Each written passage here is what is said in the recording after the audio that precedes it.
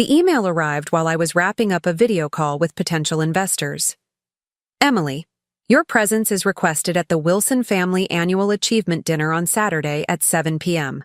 As always, business formal attire is expected. No, how are you doing? No acknowledgement of the fact that I hadn't been invited last year. Just a formal demand disguised as an invitation, as if I'd simply been forgotten rather than deliberately excluded. I stared at my father's name at the bottom of the email, the familiar signature with his corporate title underneath.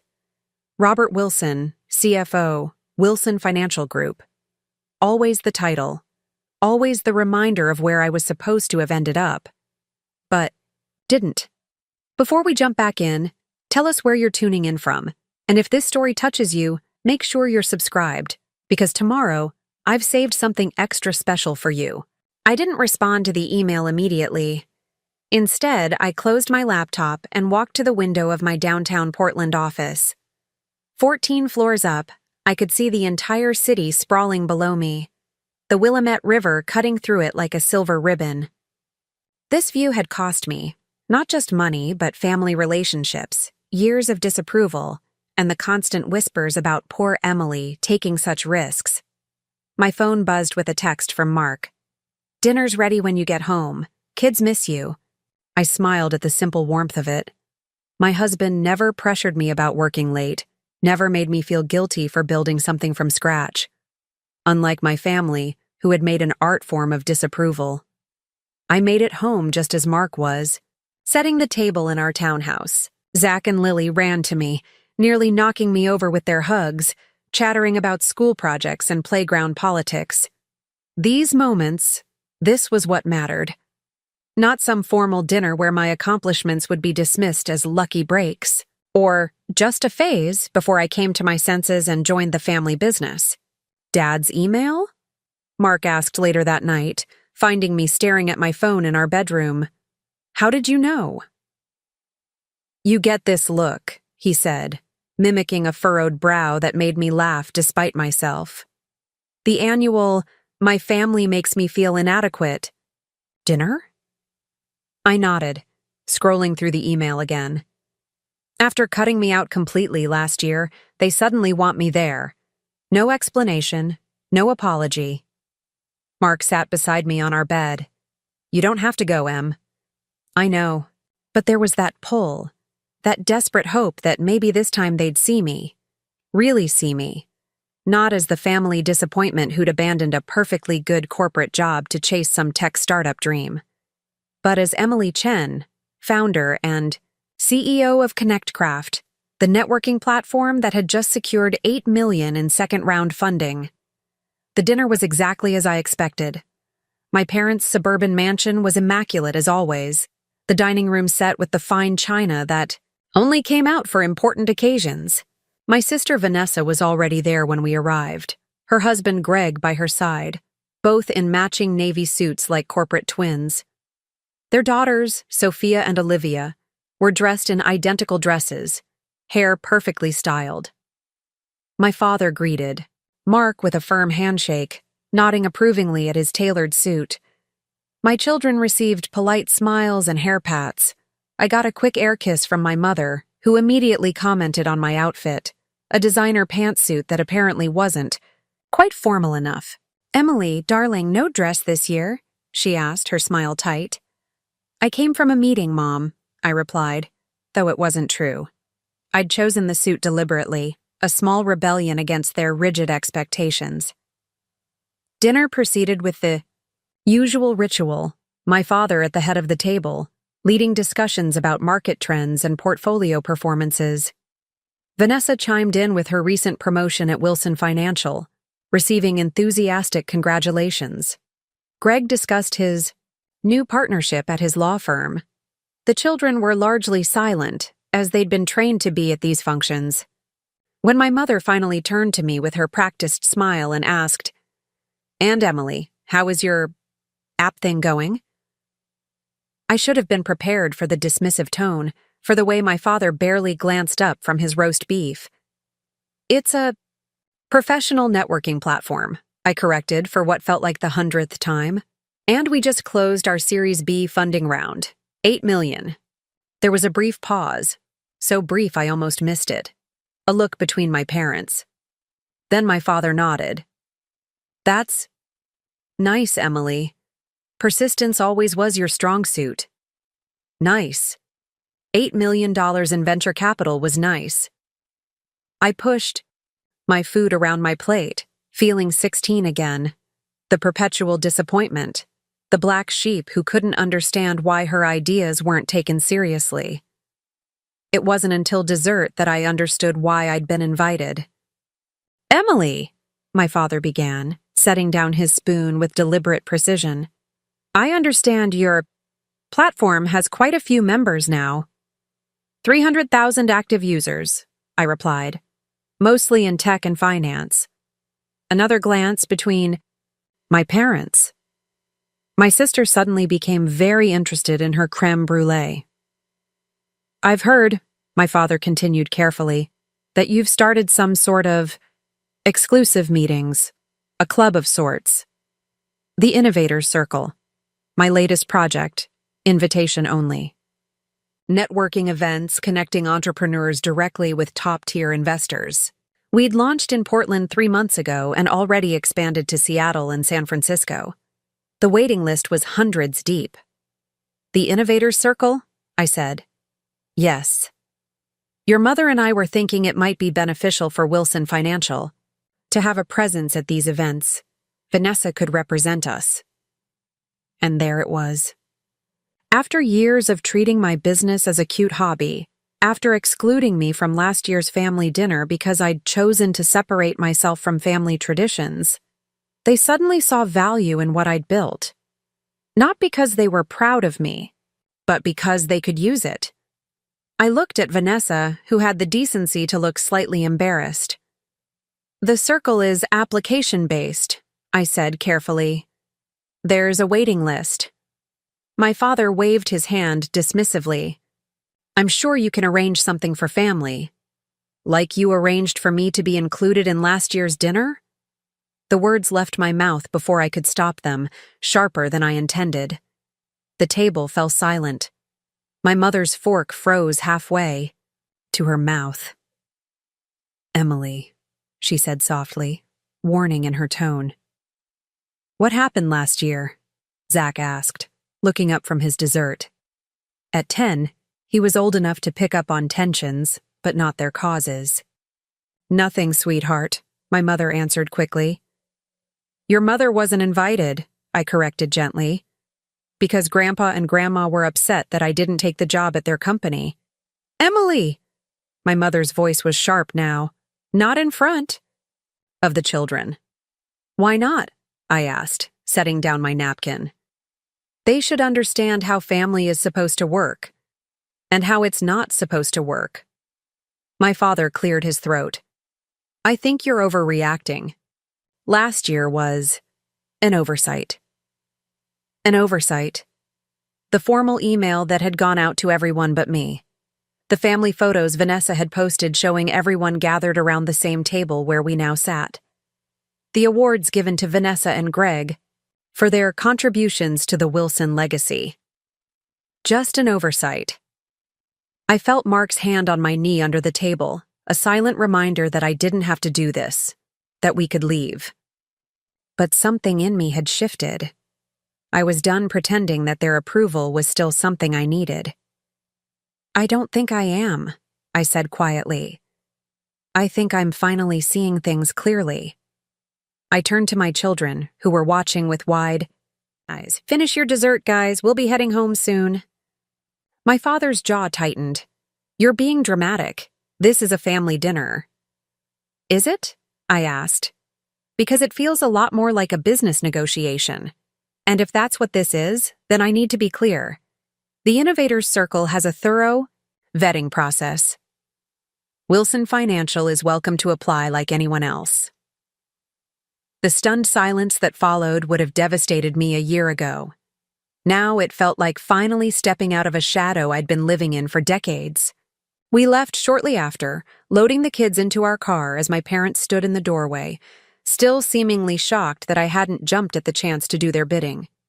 In the rearview mirror, I saw my mother turn to go inside, my father's hand on her back, and Vanessa lingering behind them, looking at our departing car with an expression I couldn't quite read. "You okay?" Mark asked as we drove away. I thought about it for a moment, watching the suburban mansions give way to the more diverse landscape of our neighborhood closer to downtown. "Yeah," I said, and I was surprised to find it was true. I think I actually am. The next morning, the messages started. First, from my mother. "Your father is very upset. You embarrassed us in front of the children." Then from Vanessa. "Was that really necessary? Dad was just trying to support your business." I didn't respond to either. Instead, I focused on the pitch deck for a new expansion of ConnectCraft, taking Zach to his soccer game, helping Lily with her science project. Real life, not the performance my family had always expected of me. 3 days later, my phone lit up with my father's name. I hesitated before answering. "Emily." His voice was all business. "I think we got off on the wrong foot Saturday." No apology, no acknowledgement, just a strategic retreat to regroup. "Did we?" I asked, continuing to type emails as we spoke. "Your mother and I are proud of what you've accomplished," he said, the words sounding rehearsed. Preparing and narrating this story took us a lot of time, so if you are enjoying it, subscribe to our channel. It means a lot to us. Now back to the story. "We may not always understand your choices, but we respect them." I closed my eyes, envisioning him in his corner office, perhaps with my mother on speakerphone, carefully crafting this olive branch that wasn't really an olive branch at all. "Thank you," I said, not believing it for a second. "About the Innovators Circle," he continued, getting to the real point. "Wilson Financial would be an asset to your network. We have connections that could benefit your members." I thought about his dismissal of my business for years. The snide comments about when I would grow out of playing entrepreneur. The way they had excluded me when I didn't conform to their vision. "Applications are available on our website," I said calmly. "The committee reviews them monthly." A pause. "Emily, be reasonable. We're family." "We are," I agreed, "but this is business. And you taught me to never mix the two, remember?" After I hung up, I sat at my desk for a long time, staring at the Seattle skyline through my office window. There was no satisfaction in turning them down, only a quiet certainty that I was finally setting boundaries that should have been established years ago. That evening, as Mark and I cleaned up after dinner, he asked, "Any more family drama today?" I told him about my father's call, about the carefully constructed non-apology, about the continued expectation that family ties trumped everything else. "You know they're going to keep pushing, right?" he said, loading the dishwasher. "They've never taken no for an answer." He was right. The Wilson way had always been persistence to the point of bulldozing.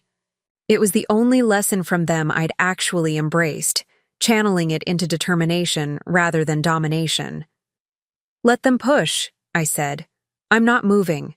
What I didn't expect was for them to change tactics. The following week, I received an email from a name I hadn't seen in years. James Wilson, my father's younger brother. Uncle James had been the original black sheep, leaving the family business to become a high school teacher. He'd been gradually excluded from family functions over the years until he barely rated a mention. "Emily," the email read, "I heard about what happened at the dinner. For what it's worth, I think you're right to stand your ground. Would you have time for coffee? No agenda, no family politics, just catching up." I was suspicious at first. Was this another angle from my parents? But I remembered Uncle James from when I was younger.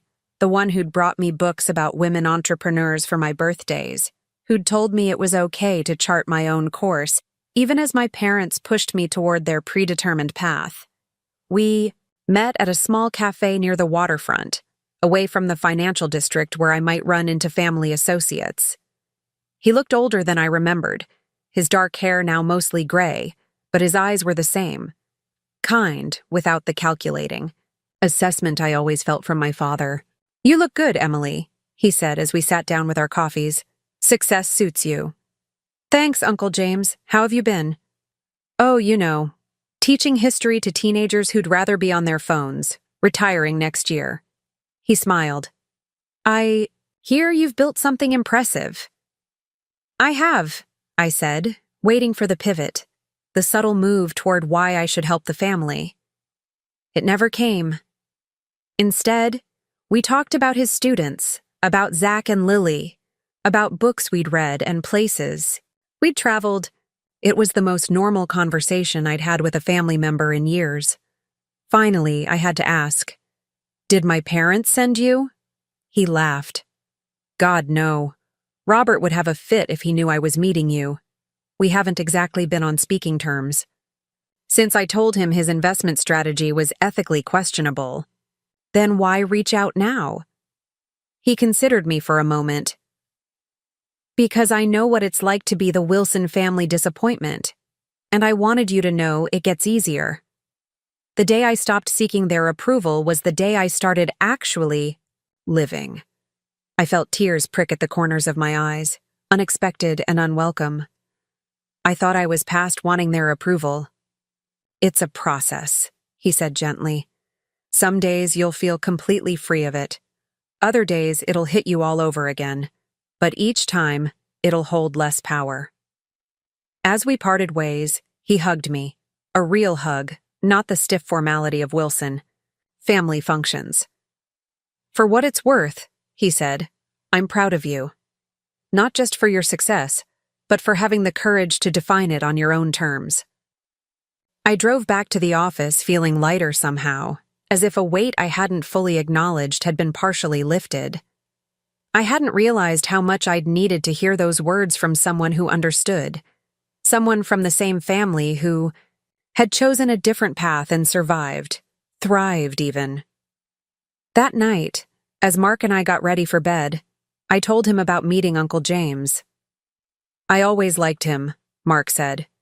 "Remember how your dad would get that pinched look whenever James told stories about his students at family gatherings?" I laughed, remembering. God forbid anyone find fulfillment outside of wealth accumulation. "Are you going to see him? Again?" "I think so," I said. "It was nice. Having family that just feels like family. No agenda, no criticism." Mark kissed my forehead. "You deserve that, Em. You always have." The next morning, my assistant forwarded me an email. "Thought, you should see this right away," her note said. It was an application to the Innovator Circle, from Wilson Financial Group. Not submitted by my father or sister, but by Greg, my brother-in-law. The application was thorough, professional, hitting all the right notes about what they could bring to the network. Accompanied by a personal note. "Emily, I want to apologize for how things have gone. I've admired what you've built for a long time but never said so. That was wrong of me. Whatever you decide about this application, I hope we can find a way. Forward as family. Greg." I sat back in my chair, surprised. Of all the scenarios I'd imagined, Greg being the one to extend a genuine olive branch hadn't been among them. He'd always been so perfectly aligned with my parents and Vanessa, so careful to stay in their good graces. I forwarded the application to the committee without comment, as I did with all applications.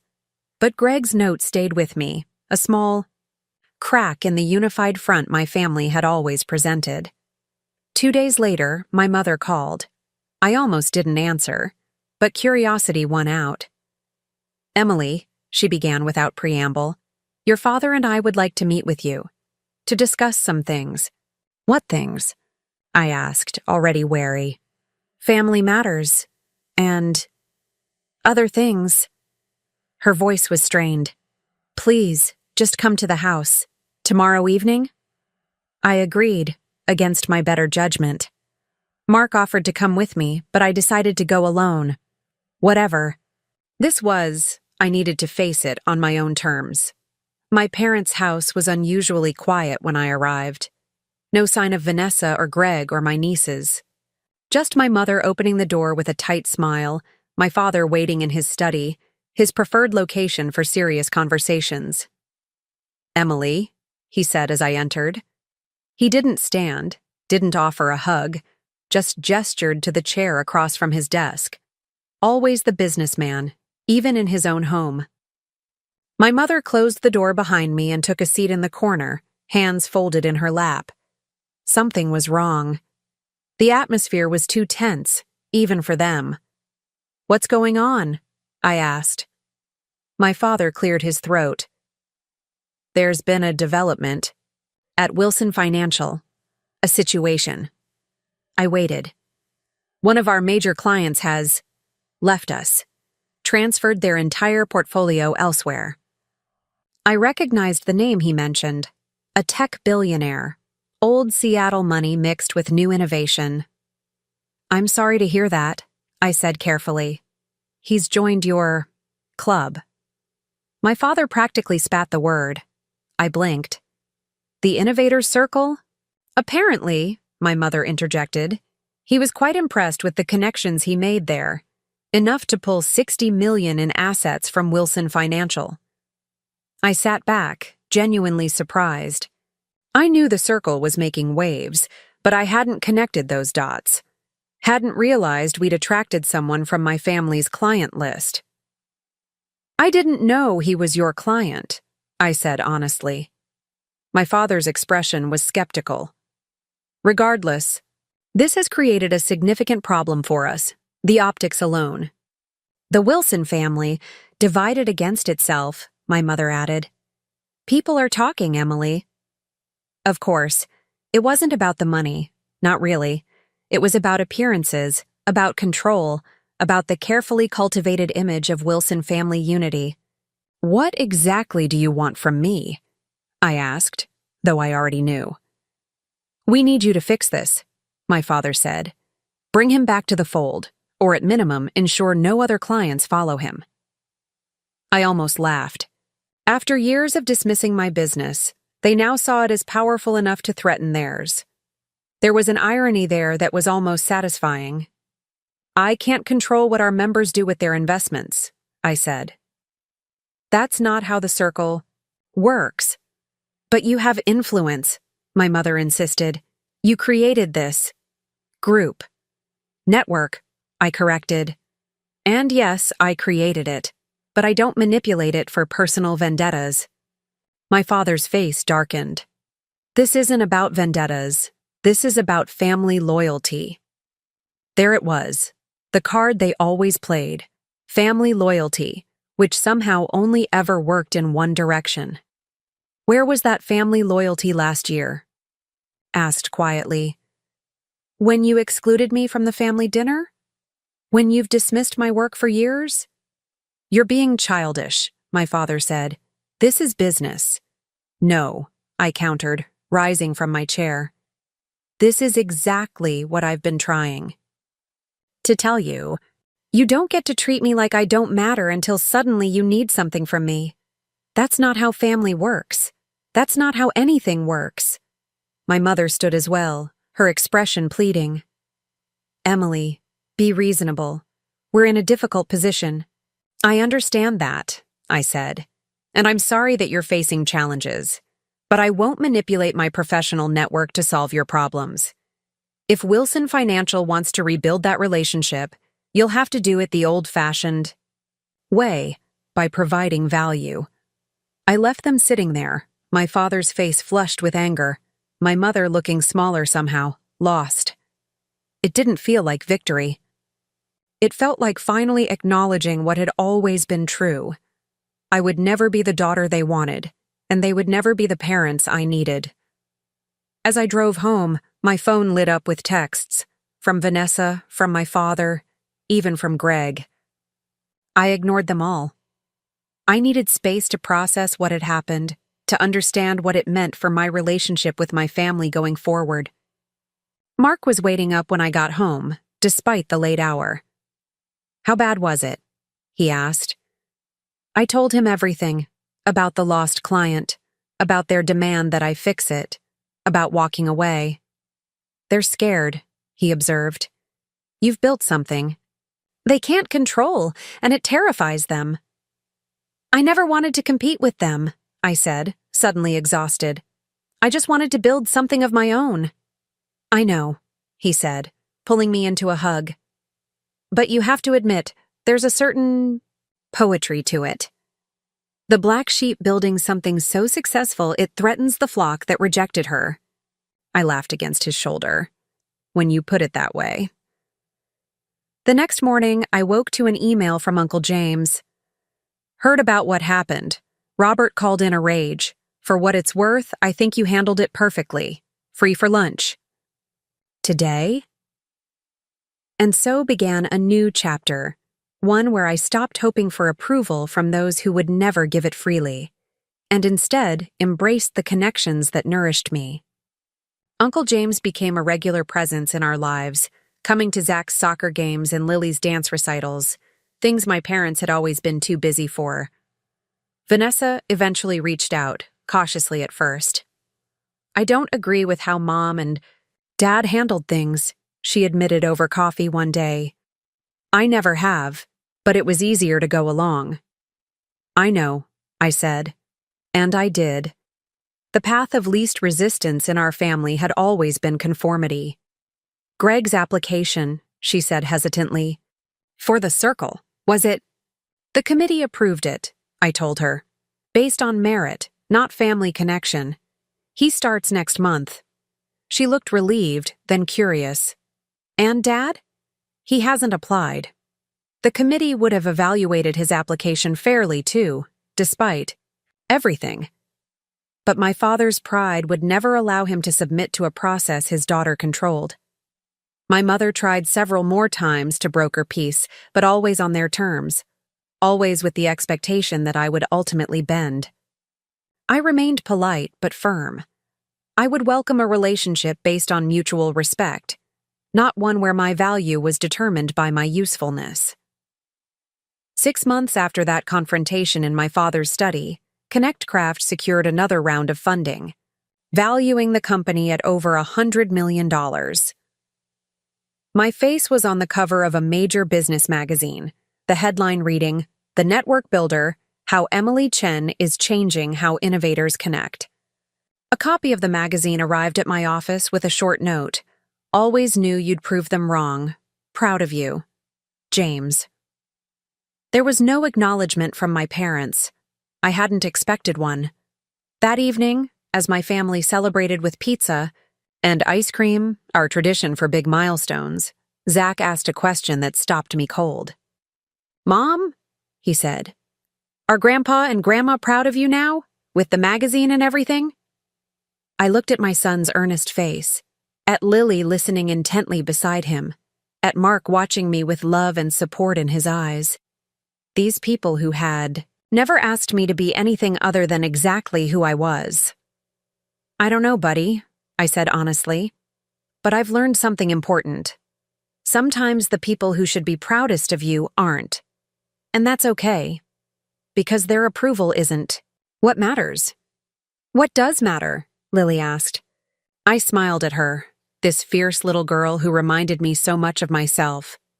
That you're proud of yourself, that you build something that matters to you, and that you surround yourself with people who love you for exactly who you are, not who they want you to be.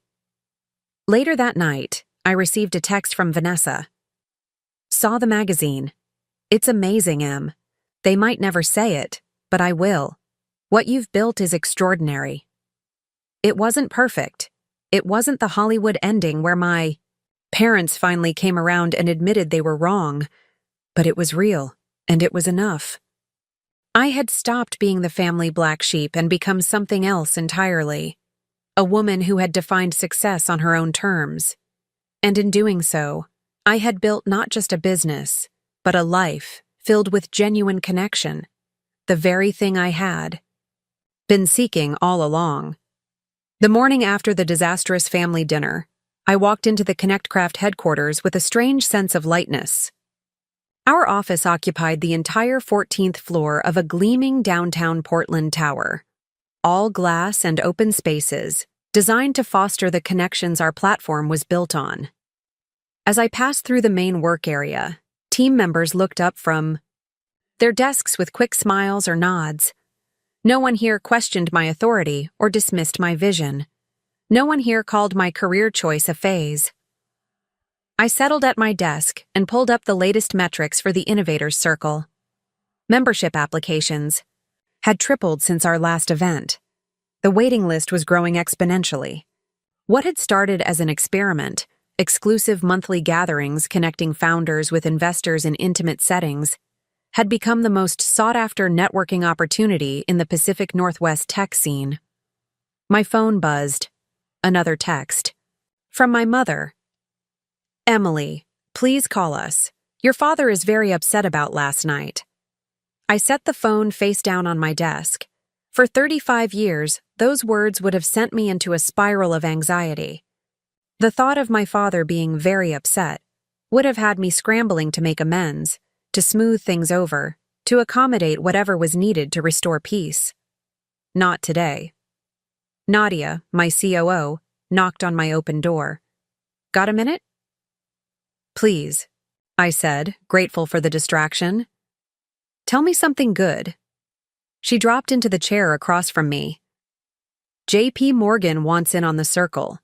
They've submitted an application for their West Coast venture division. I raised my eyebrows.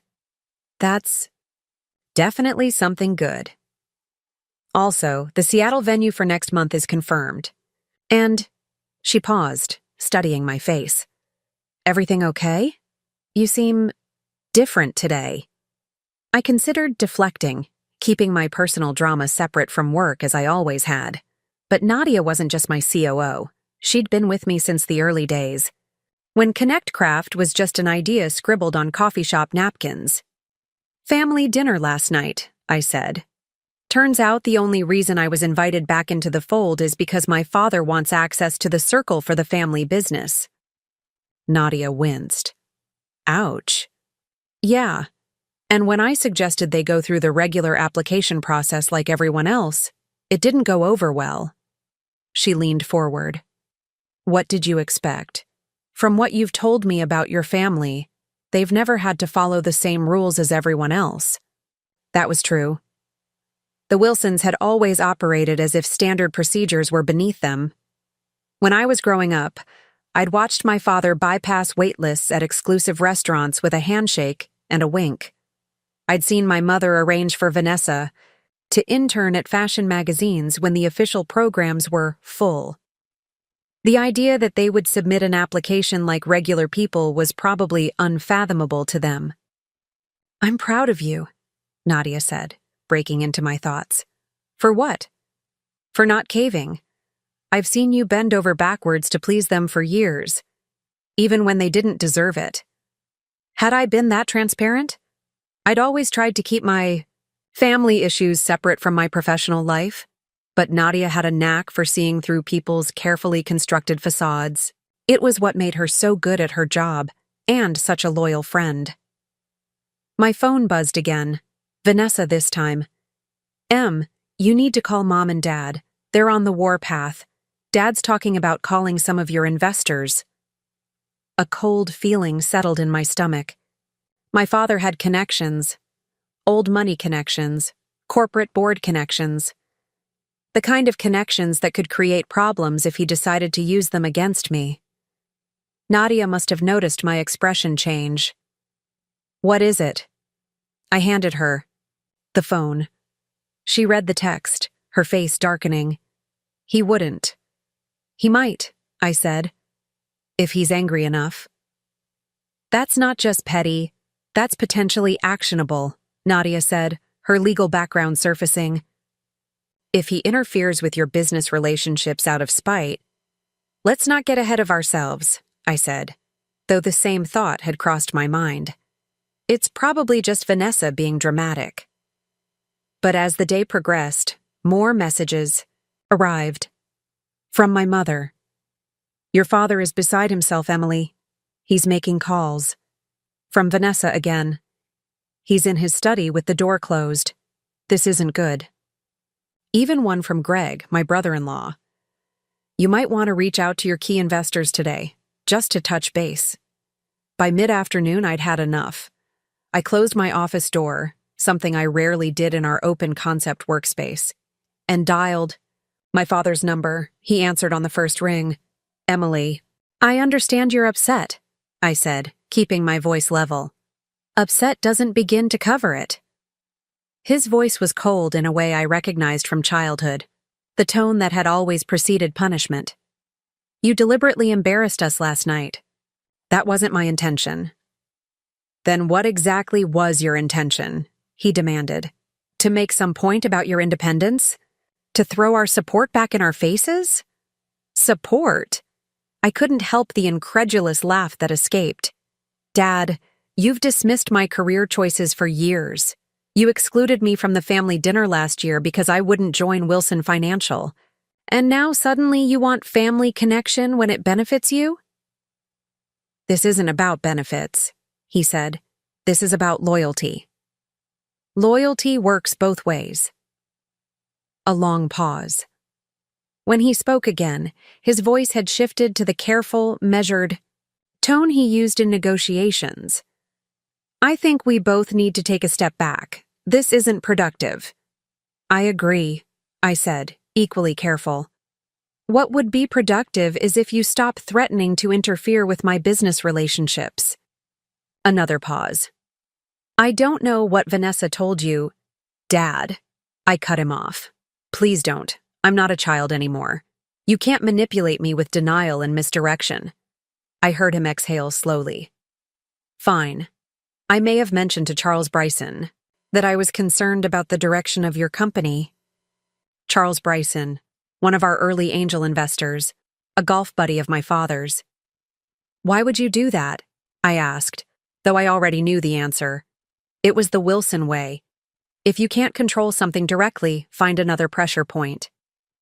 I was upset, he admitted.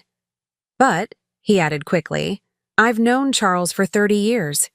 It was just a conversation between friends. A conversation that could potentially damage my company's reputation. Don't be dramatic, Emily. Charles knows how families can be. I closed my eyes, counted to 5 silently. I need you to understand something. ConnectCraft is not a hobby. It's not a phase. It's a legitimate business that I've built from nothing, and I won't let anyone, not even you, jeopardize that. Is that a threat? His voice had gone cold again. It's a boundary, I said firmly. One I should have set a long time ago. The line went quiet for so long I thought he might have hung up. Finally, he spoke. I think we need some time to cool off. We'll talk later. He ended the call before I could respond. I set the phone down, hands shaking slightly. In all my years of conflict with my parents, I'd never stood my ground so firmly. It was terrifying and strangely exhilarating. A soft knock on my door interrupted my thoughts. Mark stood there, looking concerned. What are you doing here? I asked, surprised to see my husband in the middle of a workday. Nadia called me, he said, stepping inside and closing the door. She was worried. Under normal circumstances, I might have been annoyed at the intervention. But today, the sight of him, steady, supportive Mark who had never once asked me to be anyone but myself, brought an unexpected lump to my throat. My father called Charles Bryson, I said.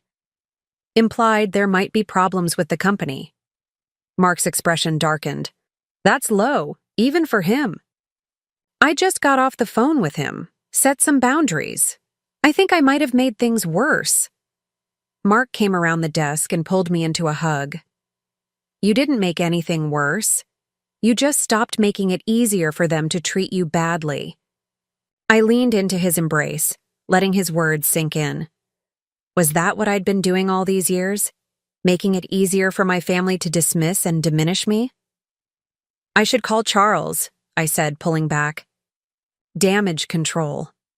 Mark nodded. Want me to stick around? No, I've got this. The kids are fine. Mom picked them up from school for their dentist appointments, remember? I'm all yours until dinner. I'd forgotten about the dentist appointments. Another ball dropped in the juggling act of running a company while parenting. But unlike my own mother, who had never missed a chance to point out my domestic shortcomings, Mark just handled things without judgment. In that case, I said, want to sit in on my investor meeting at 3? We're reviewing projections for Q4. He grinned. Nothing I love more than quarterly projections. After Mark left for the meeting room, I called Charles Bryson. His assistant put me through immediately. Emily, he greeted me warmly. I was just thinking about you. That feature in TechCrunch was impressive. No mention of my father, no hint of concern about the company. Thank you, Charles. I actually wanted to talk to you about the Innovators Circle, he interrupted. I've been hearing great things. Any chance of getting an invitation to the next event? My portfolio companies could benefit from that kind of exposure. I blinked, thrown off balance. Of course. I'll have my team send you the details. Excellent. Now, what did you want to discuss? I hesitated. If my father's attempt at sabotage had fallen flat, bringing it up might only create the very doubt he'd hoped to sow. Just wanted to touch base, I said finally. We value your continued support. After we hung up, I sat back in my chair, processing. Either my father had been bluffing about the call to Charles, or his influence wasn't as strong as he believed. Either way, the threat had been empty. My phone buzzed with a text from an unknown number. It's Uncle James. Got your number from that nice assistant of yours. Heard there's drama with Robert. Dinner tonight? Just you. We should talk. I hadn't seen my father's brother in years. He'd been gradually excised from family gatherings after choosing to become a teacher instead of joining Wilson Financial. Another black sheep, pushed to the margins for daring to chart his own course. I texted back, 7 p.m., Enzo's on Pearl.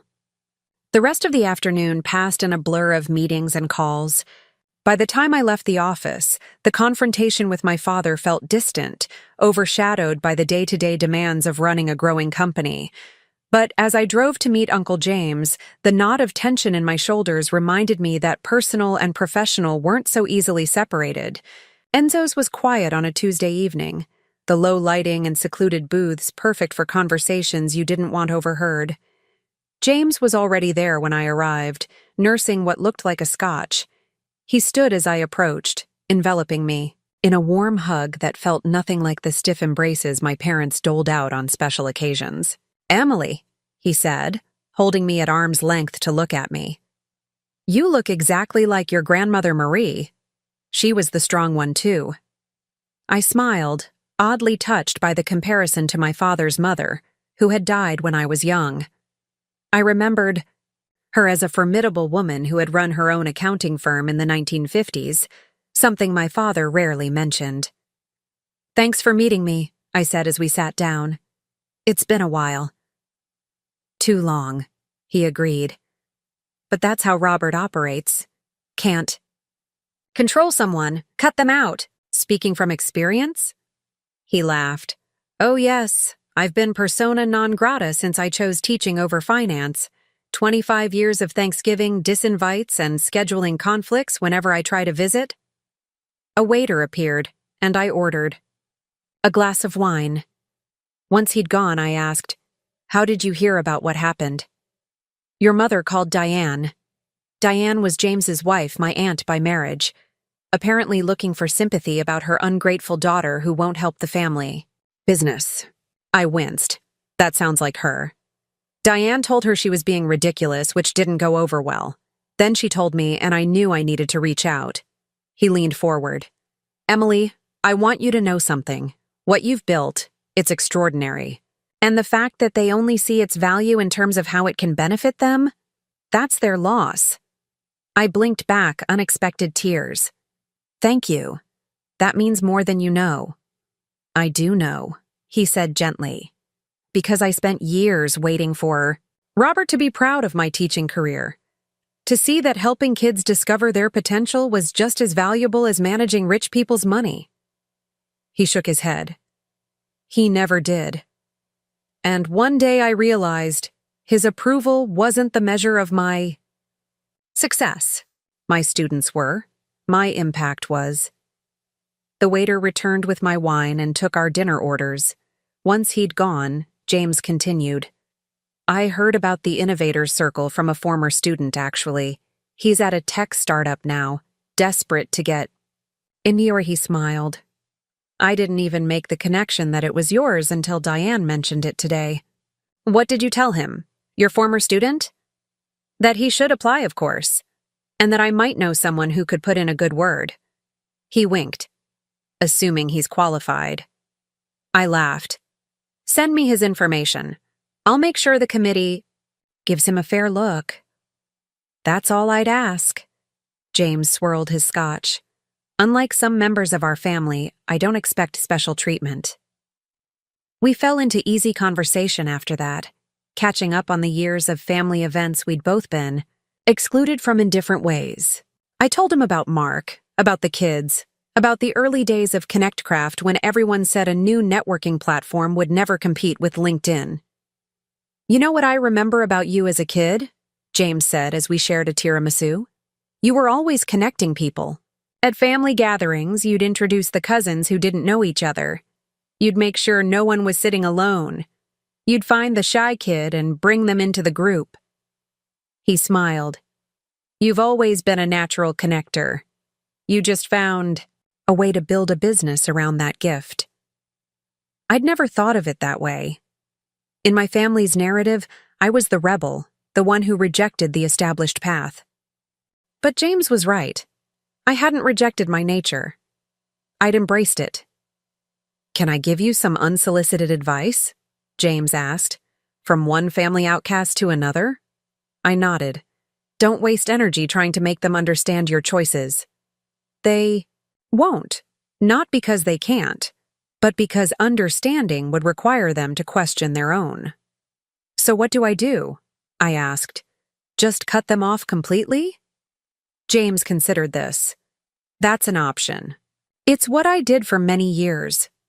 But there's a middle ground too. Limited contact, clear boundaries, and, this is crucial, zero expectations of change. That sounds sad. It can be, he admitted. But it's also freeing. When you stop, hoping for approval you'll never get, you can finally hear the approval that's all around you. He gestured to the restaurant. From your team, your husband, your children, the people who see you clearly. As we parted outside the restaurant, James handed me a business card. My personal cell is on the back. Use it. Anytime. We black sheep need to stick together. I hugged him tightly. Thank you for everything. Driving home, I felt a shift inside me. Like a weight I'd been carrying for so long, I'd forgotten it was there had suddenly lifted. James was right. I'd been seeking approval from people constitutionally incapable of giving it, while overlooking the validation that surrounded me daily. The house was quiet when I arrived home, just the soft glow of the kitchen light breaking the darkness. Mark was at the dining table, laptop open, glasses perched on his nose. He looked up as I entered, his face softening. Hey, how was dinner with the mysterious uncle? Surprisingly therapeutic, I said, dropping my bag and kicking off my heels. He's like the anti-Wilson, actually listens, actually sees people for who they are. Sounds like a unicorn in your family. I laughed. Pretty much. I sank into the chair beside him. Kids asleep? Finally. Lily needed 3 stories tonight, said her teeth hurt after the dentist. I'll check on her, I said, starting to rise. Mark caught my hand. Already gave her children's Tylenol. She's fine. Just milking it for extra attention. He smiled. She's your daughter, after all. Strategic. I settled back down, grateful as always for his partnership. Any word from the Wilson compound? Vanessa called while you were out, said your dad's Calm down a bit. Your mom wants to have lunch tomorrow. I groaned. Of course she does. You don't have to go. I know. I rested my head on his shoulder. But I probably will. James suggested limited contact with clear boundaries. Wise man. He is. He also helped me see something I've been missing. What's that? I turned to face him. That I've been so busy trying to win the approval of people who will never give it freely, that I haven't fully appreciated the people who already approve of me exactly as I am. Mark's eyes softened. Well, that list starts with me. I know. I kissed him softly. And I'm done taking that for granted. The next morning, I woke with a clear sense of purpose. I would meet my mother for lunch. I would listen to whatever she had to say. But I would not compromise my boundaries, and I would not expect understanding from someone who had never tried to understand me. I called her on my way to the office. I can meet at 12:30, the cafe at the Heathman. Oh, she sounded surprised, as if she hadn't expected me to agree. Yes, that works. Thank you, Emily. The morning flew by. We were finalizing details for the Seattle expansion, and I was deep in logistical discussions when my assistant reminded me of the time. I almost canceled. The work felt more important, more real, than whatever manipulation tactic my mother was planning. But I'd made a commitment to myself. Limited contact, clear boundaries, not no contact. The Heathman's Cafe was busy with the lunch crowd when I arrived, but my mother had secured a table in the corner, away from the main traffic. She stood as I approached, her face a careful mask of maternal concern. Emily, she said, air kissing my cheek, you look tired. And there it was, the subtle criticism disguised as concern, the Wilson way. I'm fine, Mom, I said, taking my seat. Just busy with the expansion. She nodded, though I could tell the details of my business held no interest for her. I ordered you an iced tea. They still make it the way you like, with the mint. A peace offering of sorts. She did remember some things. Thank you, I said, taking a sip. How are you? Oh, managing your father's moods. She sighed dramatically. He was up half the night going over portfolio reports. Translation? He's still angry but doesn't want to admit it. Mom? I said gently but firmly. Why did you want to meet? She blinked, momentarily thrown by my directness. The Wilson family specialized in talking around issues, in couching criticisms within compliments, in never quite saying what they meant. Can't a mother want to see her daughter? Of course. But the timing suggests this isn't just a casual catch-up. She sighed again, this time with a hint of genuine emotion breaking through the polished exterior. Your father is struggling with the Bryson account. What about it? Charles called him yesterday. Said he was impressed with your innovative approach to networking. She said the words as if they tasted foreign.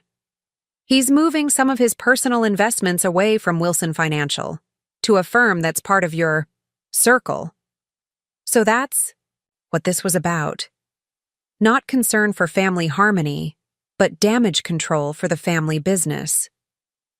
I didn't poach Charles's business, Mom. I didn't even know he was considering moving his investments.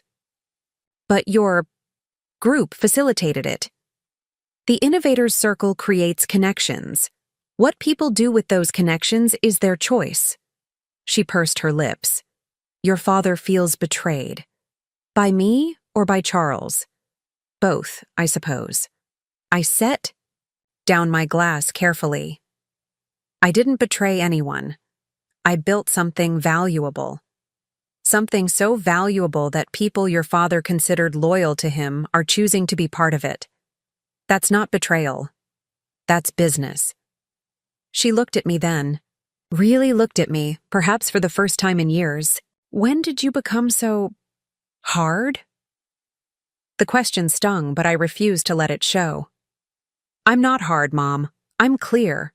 about what I've built, about its value, and about not letting anyone, even family, devalue it or me.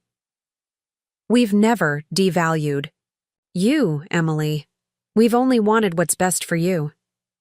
What you thought was best, I corrected. But you never asked what I thought was best for me. You never really saw me. Her eyes widened. That's not true. It is true, I said, keeping my voice calm. And it's okay. I've made peace with it. But I need you to understand that things are different now. I won't be manipulated. I won't be guilted. And I won't compromise my business ethics, even for family.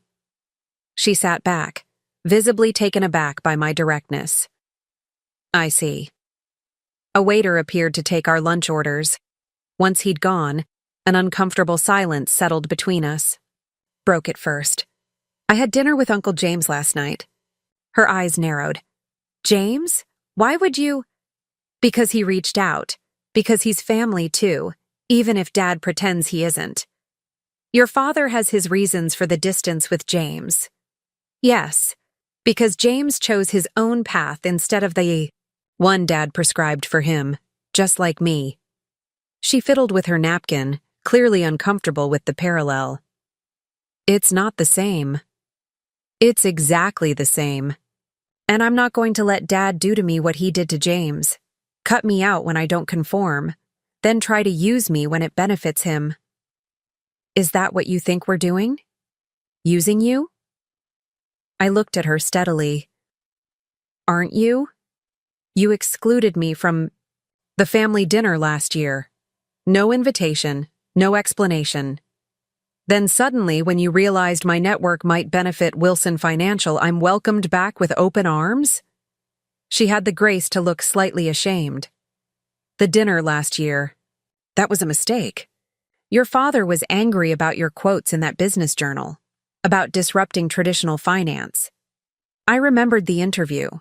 I'd talked about how traditional wealth management firms were failing to connect with younger entrepreneurs, how they were stuck in outdated models of relationship building. I hadn't mentioned Wilson Financial specifically, but the implication was clear enough. So I was punished for expressing my professional opinion. Not punished, Emily, it was a tense time. Our food arrived, giving us both a moment to regroup. As we ate, my mother steered the conversation to safer topics: Vanessa's children, an upcoming charity gala, her garden club drama. I let her, recognizing the retreat for what it was.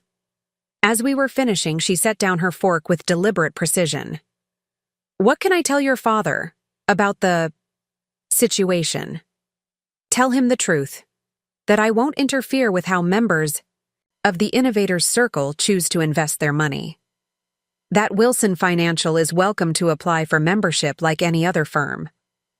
And that I'm open to rebuilding our relationship as family, but not if it comes with strings attached. She nodded slowly. He won't like it. I know. But those are my terms. As we parted outside the restaurant, she surprised me with a genuine hug, not the practiced air kiss of greeting, but an actual embrace. I am proud of you, she said softly. In my own way. Even if I don't always understand your choices. It wasn't a complete breakthrough, not by any means. But it was something. A small acknowledgement of my reality, my autonomy. Thank you, Mom, I said, and I meant it. Walking back to my office, I felt lighter than I had in days, not because everything was resolved, it wasn't, and might never be, but because for the first time in my adult life, I had engaged with my family as an equal, not as the perpetual disappointing daughter desperate for approval. Uncle James's words echoed in my mind. When you stop hoping for approval, you'll never. You can finally hear the approval that's all around you. I paused on the sidewalk and looked up at the ConnectCraft sign visible on our building. I had built this. Me, the black sheep, the disappointment, the one who wouldn't conform. And it was thriving not in spite of my choices, but because of them. 2 weeks after my lunch with my mother, the Innovators Circle was buzzing with preparations for our biggest event yet. We'd rented out an entire boutique hotel in Seattle for the weekend. Exclusive workshops during the day, curated networking opportunities in the evening, and one-on-one matching sessions for entrepreneurs and investors with aligned interests. I was in the middle of a planning meeting with our events team when Nadia slipped into the conference room and handed me a note. Wilson Financial Application Status, approved by committee. Orientation tomorrow at 3 p.m. I kept my expression neutral as I folded the paper and tucked it into my pocket. So they had applied after all, not through my father, whose pride would never allow it, but likely through Vanessa or Greg. The committee had evaluated them on their merits, just as I'd insisted they would, and found them qualified. Part of me had wondered if they would ever swallow their pride enough to go through the regular channels. After the meeting wrapped, I pulled Nadia aside. "Did you see who submitted the Wilson Financial application?" "Greg Thompson," she confirmed. "Vanessa's husband. Solid application, actually. Good experience with early-stage funding, impressive portfolio of tech investments. Was there any pressure from the committee because of the connection?" Nadia gave me a look. "You know better than that. Javier runs a tight ship in evaluations. He didn't even mention the family connection. I only knew because you've talked about them." I nodded, relieved. The last thing I wanted was special treatment, positive or negative, for my family's firm. "Want me to handle their orientation?" Nadia offered. "Might be less awkward." I considered it. The orientation was standard for all new members, an introduction to the circle's ethos, its protocols, the expectations of confidentiality and reciprocity. Usually, I conducted them personally for local firms, passing the duty to Nadia or Javier only when scheduling conflicts arose. No, I decided. I'll do it. If we're going to establish a professional relationship, it needs to start on equal footing. Nadia raised an eyebrow. "Equal footing with the people who've been dismissing your career for years? That's generous." "It's not about generosity," I said. "It's about integrity, being consistent with our values even when it's challenging." She nodded, understanding. "Just be prepared. From what you've told me about your sister and her husband, they may expect special treatment despite everything." "Then they'll be disappointed," I said firmly. "But that's a lesson they need to learn." That evening, I shared the development with Mark over dinner after the kids had gone upstairs to finish homework. "So Wilson Financial is officially joining the circle," he mused, refilling my wine glass. "That's going to make for some interesting family dynamics." As if they weren't interesting enough already, I sighed. "I'm doing their orientation tomorrow." "You sure that's a good idea?" His concern was evident. "After everything that's happened?" "Honestly, I'm not sure. But it feels important to show them that I can be professional even when they haven't been." Mark reached across the table to take my hand. "Just remember, you don't owe them anything.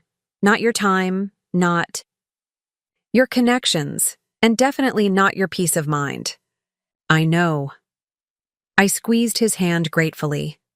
"But this isn't just about them anymore. It's about who I want to be, the kind of leader, the kind of person. I don't want decisions made from spite any more than I want them made from desperation for approval." He smiled. "When did you get so wise?" "Probably around the time I married someone who never made me feel like I had to choose between being successful and being loved."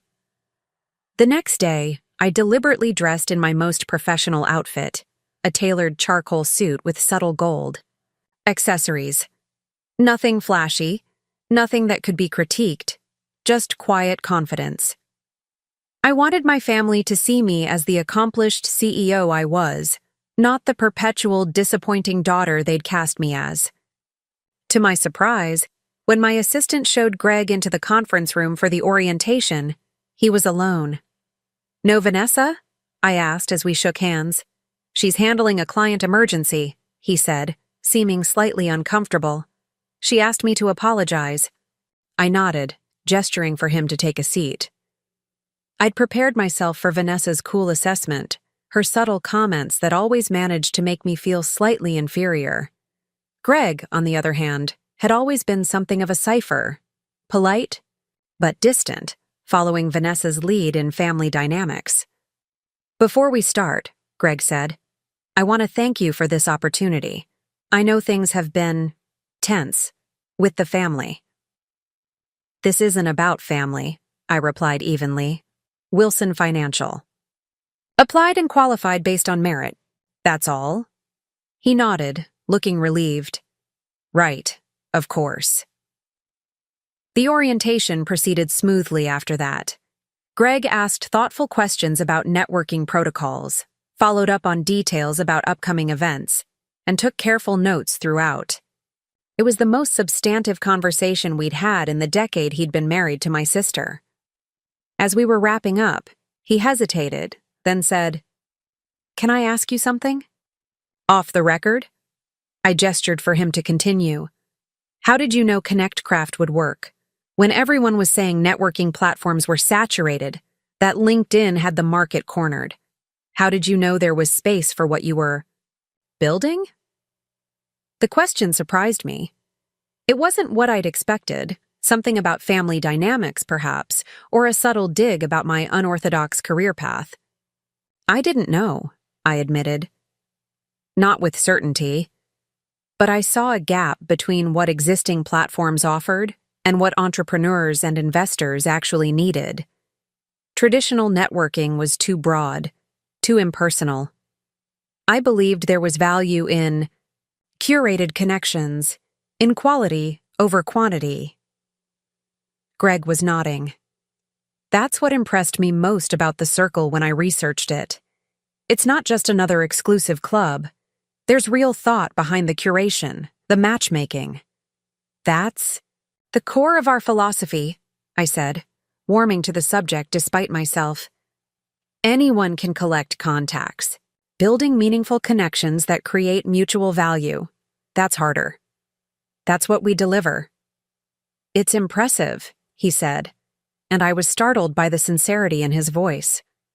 "What you've built, truly." An awkward silence fell between us.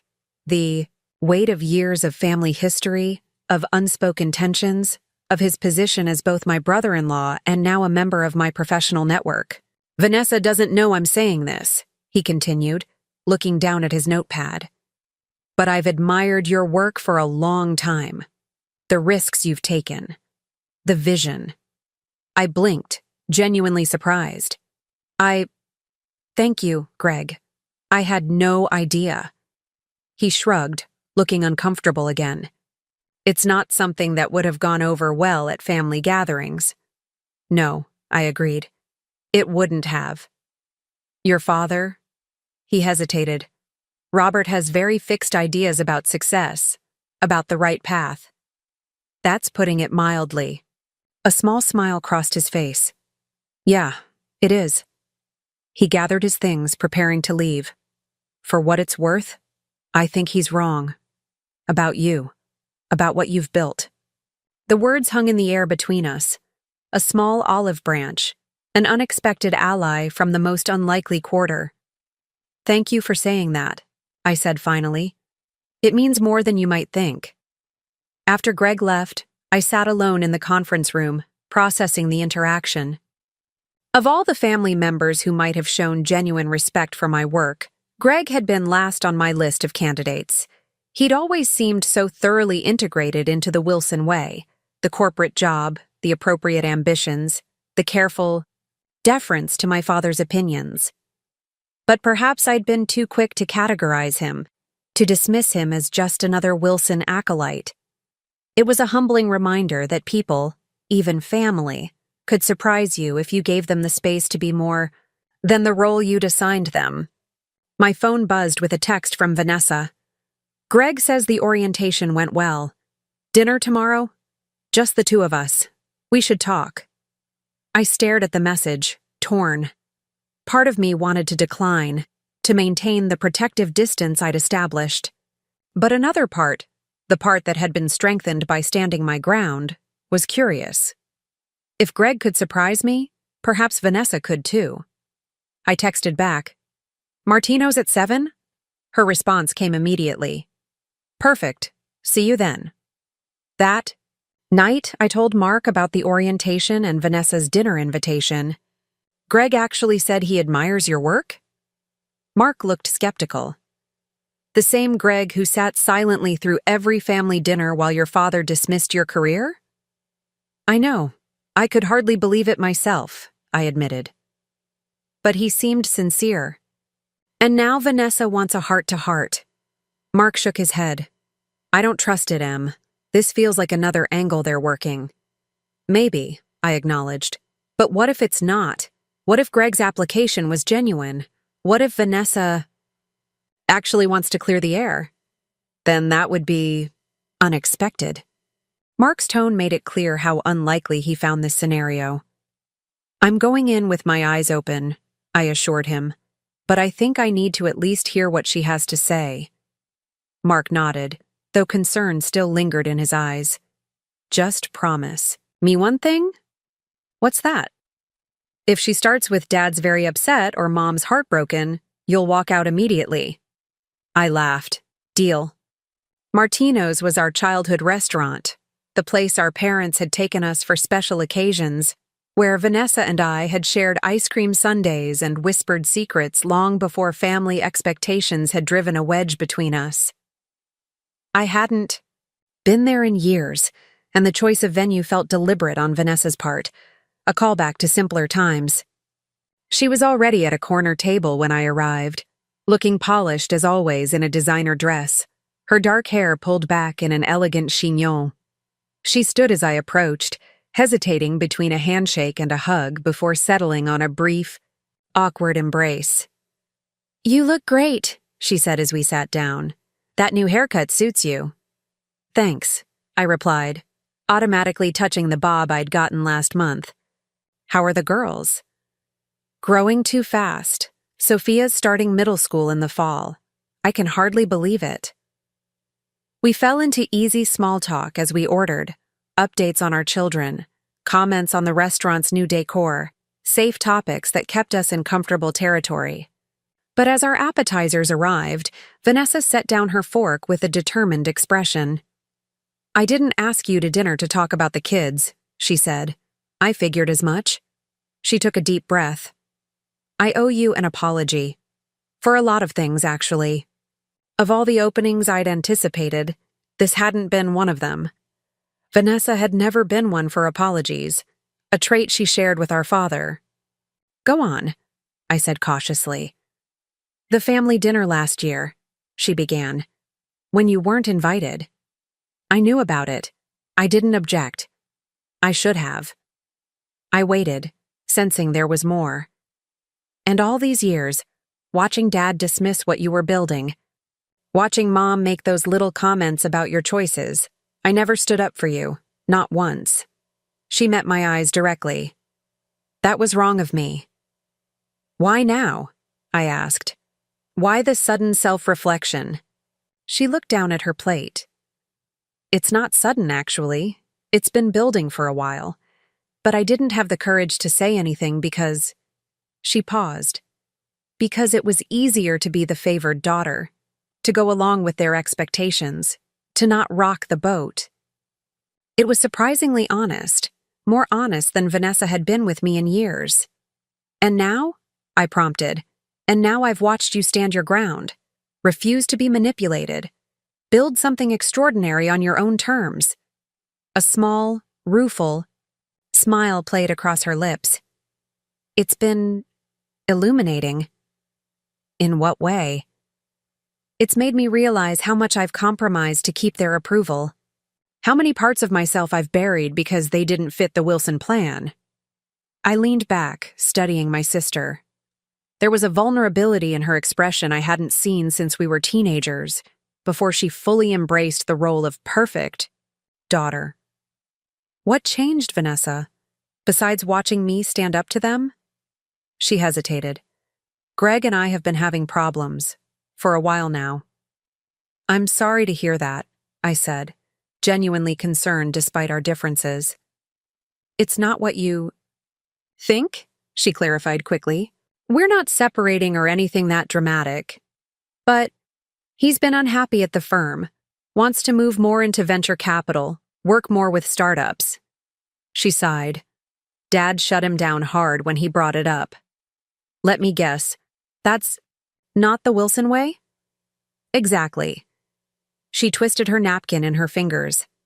And instead of supporting my husband, I sided with Dad, because that's what I always do. And Greg didn't take it well. He called me out. Said I was so busy trying to be the perfect Wilson daughter that I'd forgotten how to be a partner. Her voice caught slightly. He was right. I felt a surge of newfound respect for my brother-in-law. Is that why he applied to the circle? Against Dad's wishes? She nodded. It was his line in the sand. Said if Dad wouldn't support his professional growth, he'd find other avenues. And you? Where do you stand in all this? Honestly, I'm reevaluating a lot of things, including how I've treated you. She reached across the table, not quite touching my hand, but bridging the distance between us. You were always braver than me, Emily. Always willing to be yourself, even when it cost you. It wasn't about bravery, I said softly. It was about survival. Being what they wanted. It would have erased me. I know, she whispered. I just don't know who I am outside of being Robert and Diana Wilson's perfect daughter. The admission hung between us, a stunning moment of clarity from the sister who had always seemed so confident in her chosen path. That's the thing about being the black sheep, I said finally. It forces you to define yourself. When you're cut off from approval, you have to find your own measures of success. She nodded slowly. Greg keeps saying something similar, that the freedom to fail on your own terms is better than succeeding on someone else's. Smart man, your husband. A genuine smile crossed her face. He is, when I bother to listen to him. As our main courses arrived, the conversation shifted, not back to safe topics, but to deeper waters. Vanessa shared frustrations about the family business that she'd never voiced before, moments of doubt she'd hidden beneath perfect performance. I talked about the early struggles with ConnectCraft, the nights I'd questioned everything, the small victories that had kept me going when venture capital doors were slamming in my face. It wasn't perfect reconciliation. Years of tension and hurt couldn't be erased in a single dinner. But it was something I hadn't expected. A genuine connection with the sister who had been both my childhood confidant and my adult rival. As we finished dessert, Vanessa said, "There's something else you should know about Dad." I tensed, bracing myself. What about him? He's struggling. The business. It's not doing as well as he pretends. Several major clients have moved their portfolios to more tech-forward firms. The old guard is retiring, and their children want more innovative approaches to wealth management. Is that why he suddenly wanted access to the circle? Client retention? She nodded. Partly. But it's more than that. Wilson Financial needs to evolve, and he knows it. He just can't bring himself to admit that the things he dismissed, digital platforms, curated networking, peer-to-peer connections, are now essential. And he especially can't admit that his rebellious daughter saw the future of finance before. He did, I added, understanding dawning. Exactly. His pride is complicated. That's one word for it, I said dryly. Vanessa's phone buzzed. She glanced at it and frowned. It's Mom. She wants to know if I've talked sense into you yet. I raised an eyebrow. Is that what this dinner was supposed to be? Another attempt at manipulation? No, she said firmly. That's what they hoped it would be. But that's not why I asked you to meet. Why did you then? Really? She looked at me directly. Because I'm tired of being caught in the middle. Tired of pretending you deserve the way they've treated you. Tired of missing my sister because of Dad's ego and Mom's enabling. The simple honesty of it caught me off guard. I've missed you too, I admitted. The real you, not the perfect Wilson daughter version. I'm not sure I know where one ends and the other begins anymore, she said with a sad smile. Maybe it's time to find out. As we parted outside the restaurant, our goodbye hug was longer, more genuine than the awkward greeting had been. What will you tell Mom? I asked. That we had a nice dinner catching up, she replied. That's all they need to know. And what about Greg, the circle? That's his path to navigate. I'm going to support him, whatever Dad thinks about it. I nodded, impressed by this small act of rebellion from my traditionally compliant sister. Small steps. Baby steps, she corrected with a wry smile. But in the right direction. Driving home, I felt unsettled, not in a negative way, but as if pieces of a long static puzzle were suddenly shifting, creating a picture I hadn't anticipated. Greg showing genuine respect for my work. Vanessa admitting her compromises, her buried frustrations. My father apparently facing the consequences of his rigid adherence to outdated models. When I arrived home, I found Mark in his home office, going over architectural plans for a new community center his firm was designing. He looked up as I entered, concern evident in his expression. How was it? He asked cautiously. I sank into the chair across from his desk. Honestly, not at all what I expected. As I recounted the conversation, his expression shifted from skepticism to cautious optimism. So, Vanessa actually apologized, he said when I finished, and admitted your parents were wrong. More or less. Though she framed it as her failing, for not standing up to them. Still, that's significant. For Vanessa. I know. And Greg taking a stand against your father's business model? That's practically revolution in the Wilson world. Mark leaned forward. What do you think is really happening here, Em? Is this genuine growth, or is it just another strategy to get what they want from you? It was the question I'd been turning over in my mind the entire drive home. I think it's complicated. I think there's genuine regret from Vanessa. I think Greg is truly frustrated with the limitations at Wilson Financial. But I also think my father is still very much who he's always been, someone who sees relationships in terms of utility. And your mother?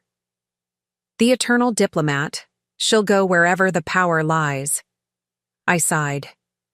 The difference now is that, for the first time, I have something they need more than I need their approval. Power shift, Mark observed. Exactly. And they're all recalibrating around it in different ways. So what now? Do you let them into your world? Trust that they've changed? I considered the question carefully. I think I give them the opportunity to show who they really are, now that the dynamics have shifted. Greg gets treated like any other circle member. No special access, no preferential treatment. Vanessa gets the chance to prove her words with actions. My parents. Get boundaries, Mark finished for me. Firm ones, I agreed. I'm not closing any doors, but I'm not naively throwing them open either. The next morning, I had just settled at my desk when my assistant appeared at my door. Your father's here. No appointment. I blinked in surprise. My father? Here? She nodded, looking uncomfortable. He's very insistent. My father had never visited my office, not when we secured our first round of funding, not when we moved into this building, not for any milestone in ConnectCraft's growth. The fact that he was here now, unannounced, sent a ripple of unease through me. Send him in, I said, quickly closing the confidential investor report on my screen. Robert Wilson entered with the commanding presence he'd perfected over decades. In finance, shoulders back, chin up, expensive suit impeccably tailored. But there was something different in his bearing, a tightness around his eyes that suggested he wasn't as confident as he appeared.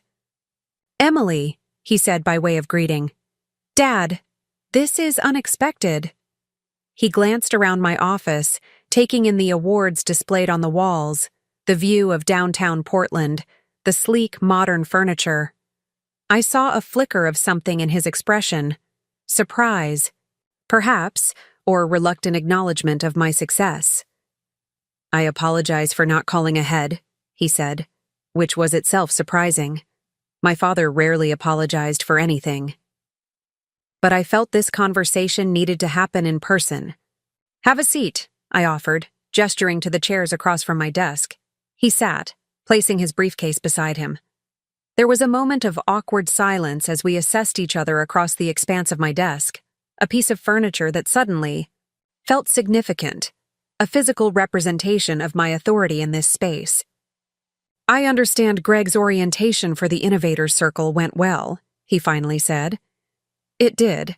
He's well prepared for the Seattle event next month." My father nodded. "Your sister tells me you had dinner last night." "We did." He waited, clearly expecting me to elaborate. When I didn't, a fleeting expression of frustration crossed his face.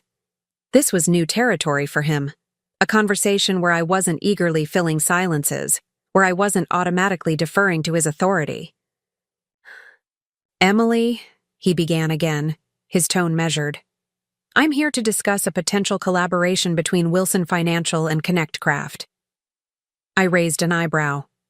"Collaboration?" "Yes, a formal partnership.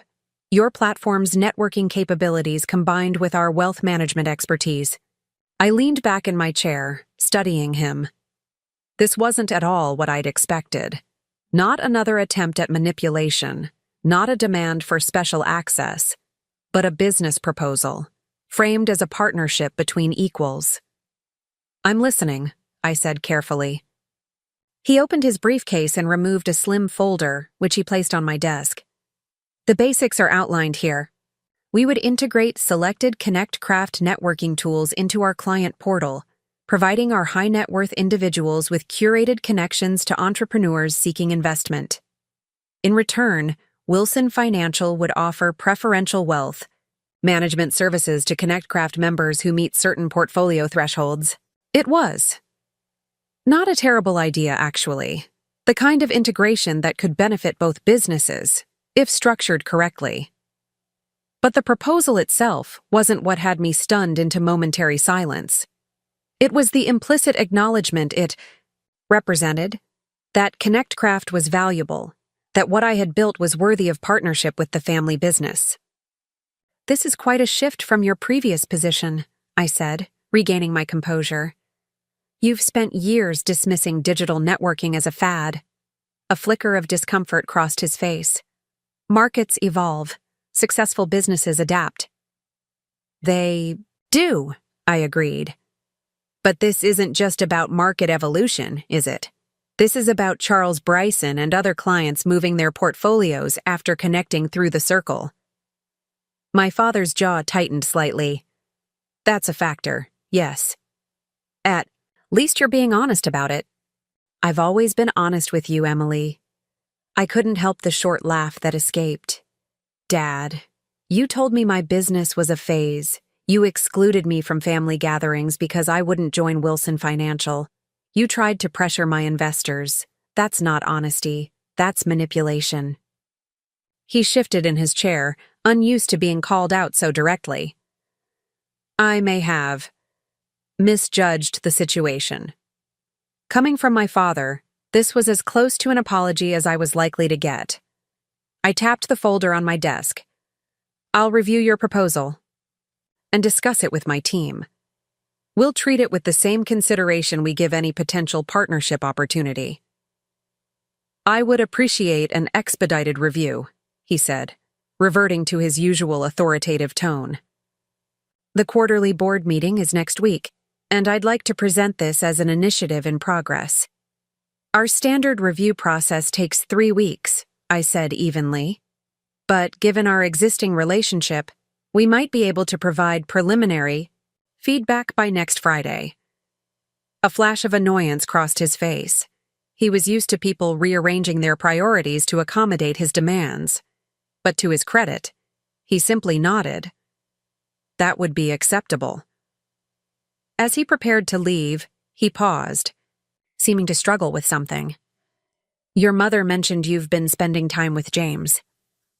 The statement hung in the air, not quite a question, but clearly seeking information. I have, I confirmed. He's been very supportive. My father's expression hardened slightly. James has always had a different view of family obligations. Yes, I agreed. He believes they should go both ways. This time, the silence that fell between us was heavy with unspoken history, not just mine, but the long-standing rift between my father and his brother. Well, he said finally, I should let you get back to work. He extended his hand formally, and I stood to shake it.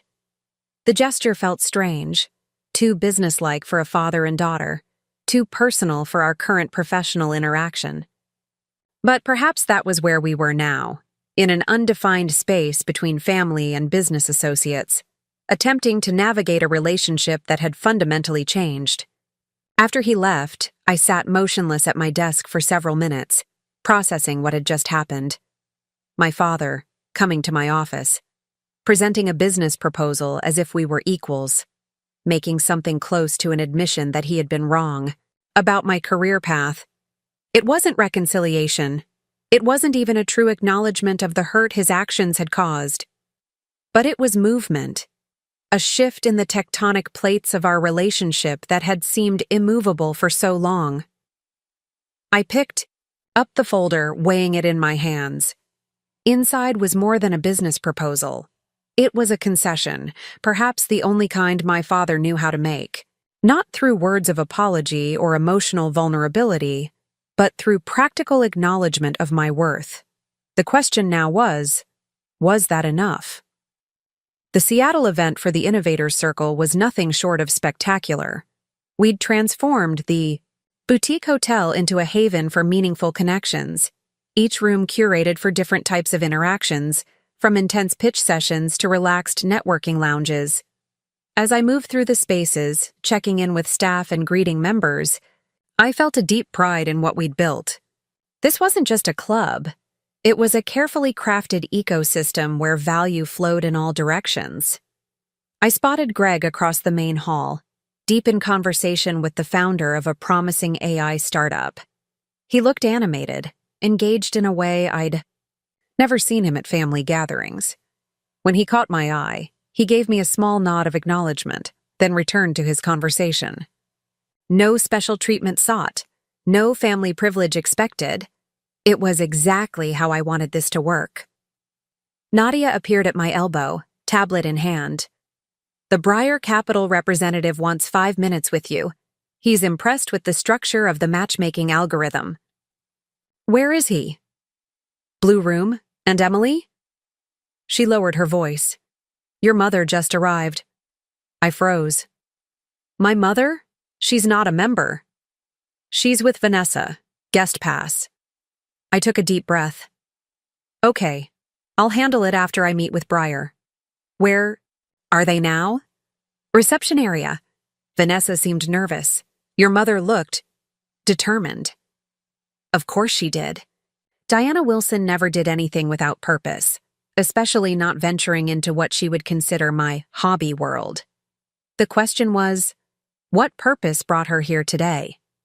I found Vanessa and my mother in the reception lounge. My sister, looking uncomfortable in her conservative suit, among the more casually dressed tech crowd. My mother, as always, was impeccably dressed in designer wear that managed to be both appropriate and subtly signaling her status. Emily, my mother said, rising to greet me with her practiced smile. What a lovely venue you've chosen. Thank you, I said cautiously. This is a surprise.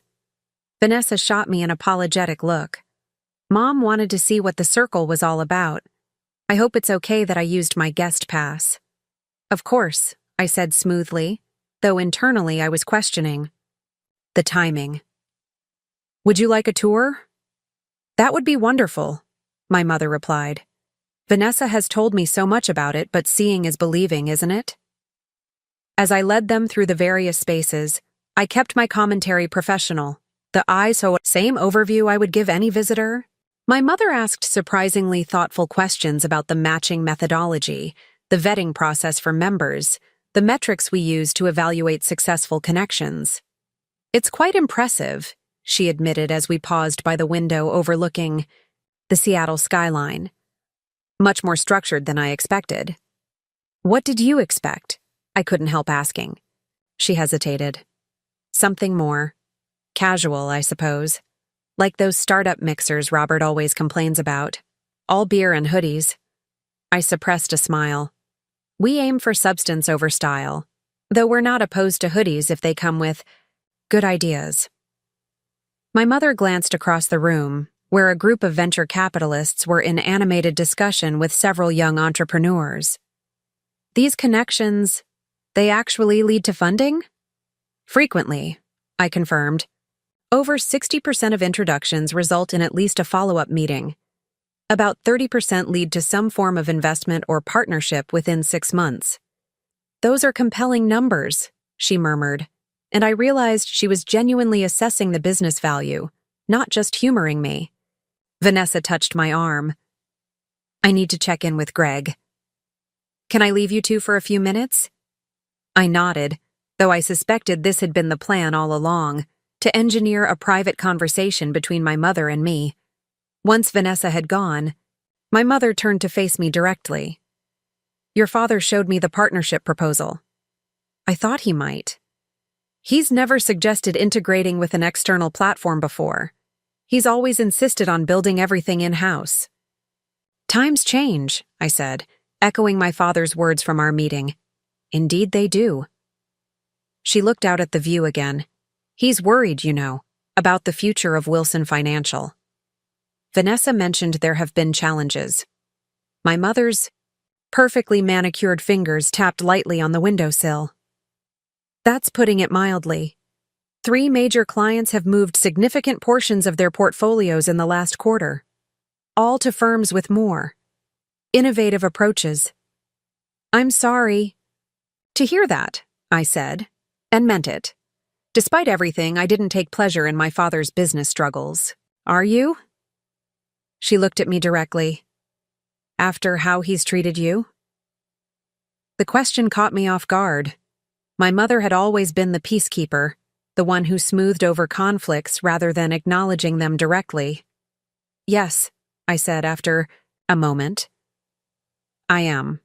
I don't want his business to fail, Mom. I just wanted recognition that mine was valid, too. She nodded slowly. I think he's beginning to understand that, in his own way. His own way being a business proposal rather than an apology? A small smile crossed her face. You know your father.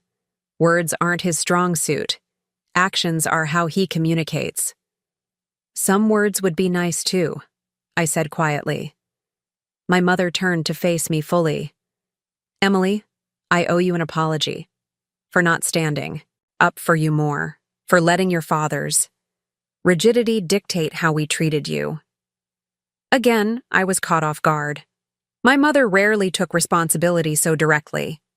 What changed? I asked. Why now? She gestured around us. This, partly. Seeing what you've built with my own eyes, but also... She hesitated. Vanessa and I had a long talk after your dinner together. She made me see some things more clearly. What things? That in our determination to support your father's vision for the family, we've hurt you. Repeatedly. That we've held you to standards we never applied to Vanessa because she chose the path of least resistance. It was the most honest assessment of our family dynamics I'd ever heard from my mother. And you agree with her assessment? I asked carefully. I do.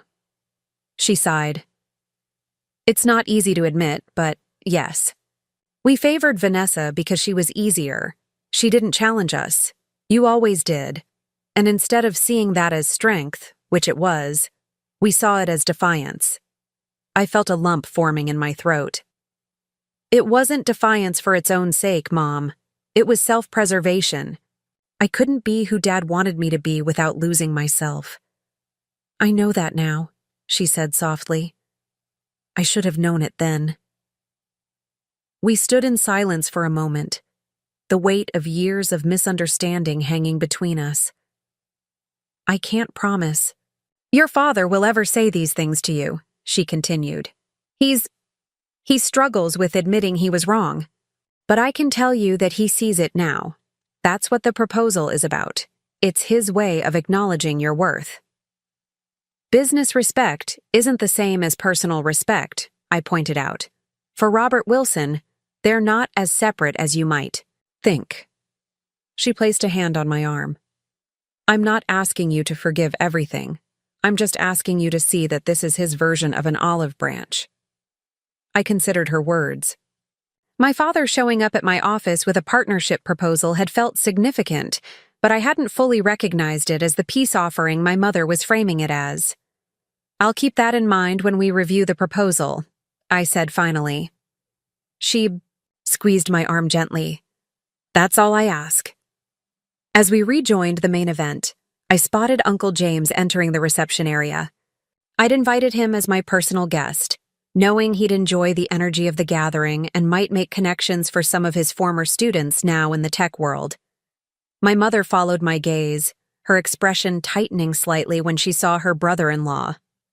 You invited James, she stated. I did. He's been supportive of ConnectCraft from the beginning. She nodded stiffly.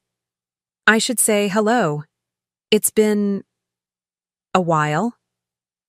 I watched with interest as my mother approached James. Their interaction was formal at first, cautious handshakes, polite smiles, but as they spoke, I saw my mother's posture gradually relax. Whatever history lay between them, they appeared to be navigating it civilly. Nadia appeared at my side again.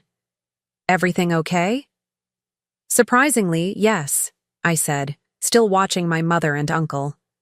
Family dynamics are shifting. Good shifting, or concerning shifting.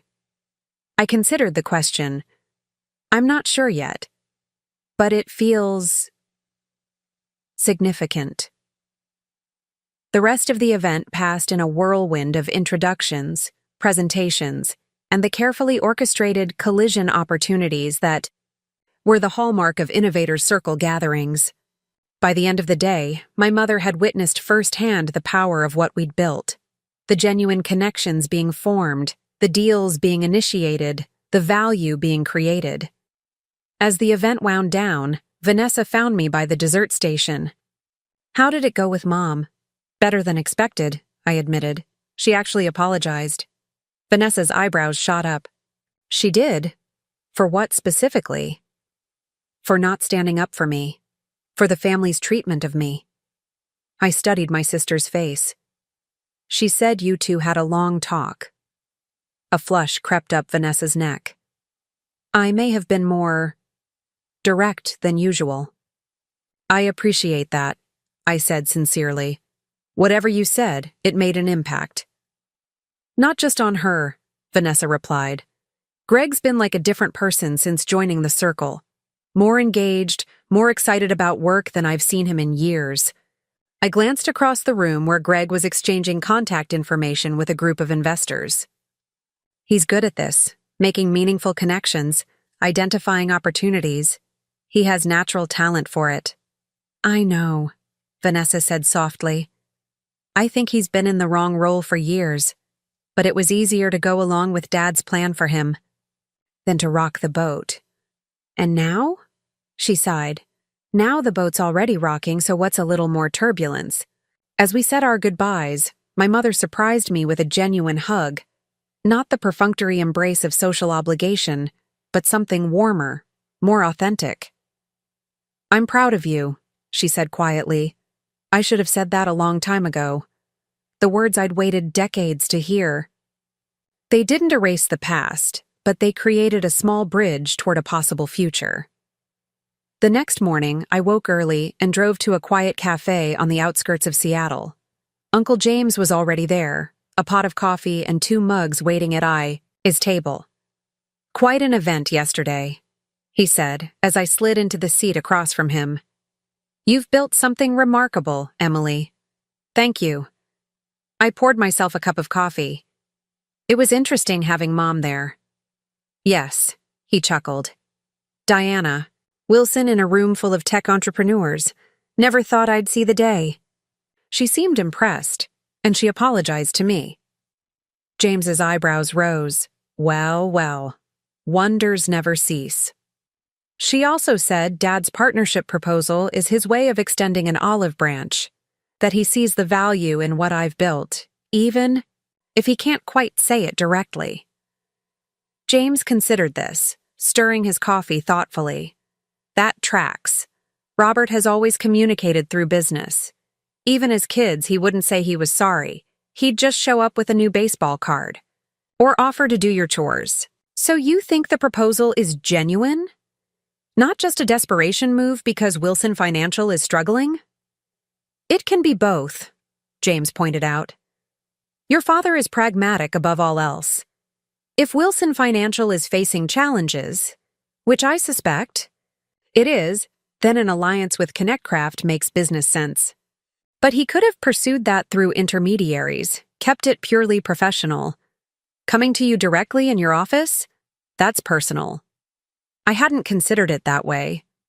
What would you do? If you were me? James leaned back, studying me over the rim of his coffee cup. What do you want out of this, Emily?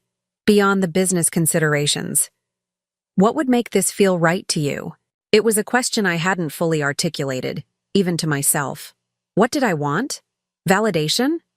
I'd already achieved that through ConnectCraft's success. An apology?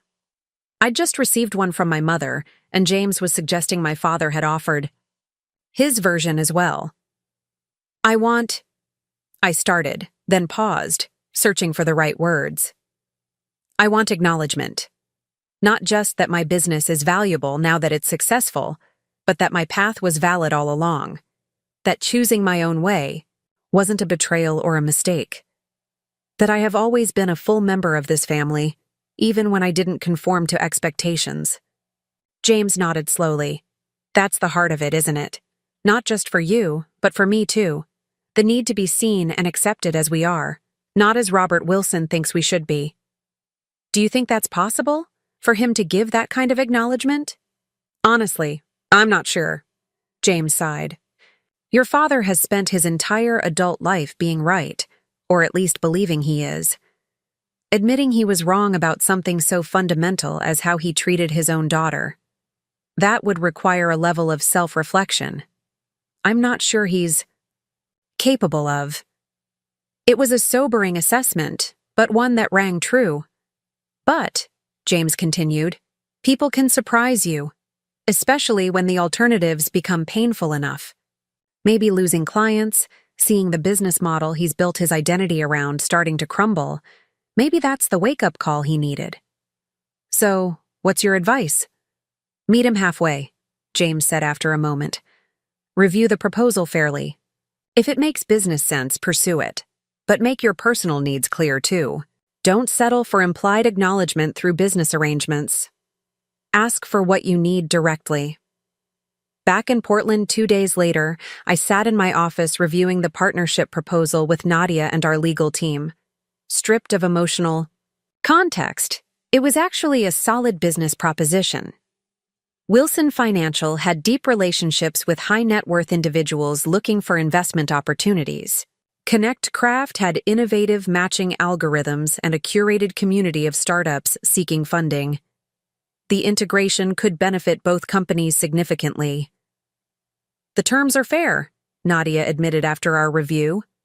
Generous even. They're offering exclusivity in our market segment. What's your hesitation?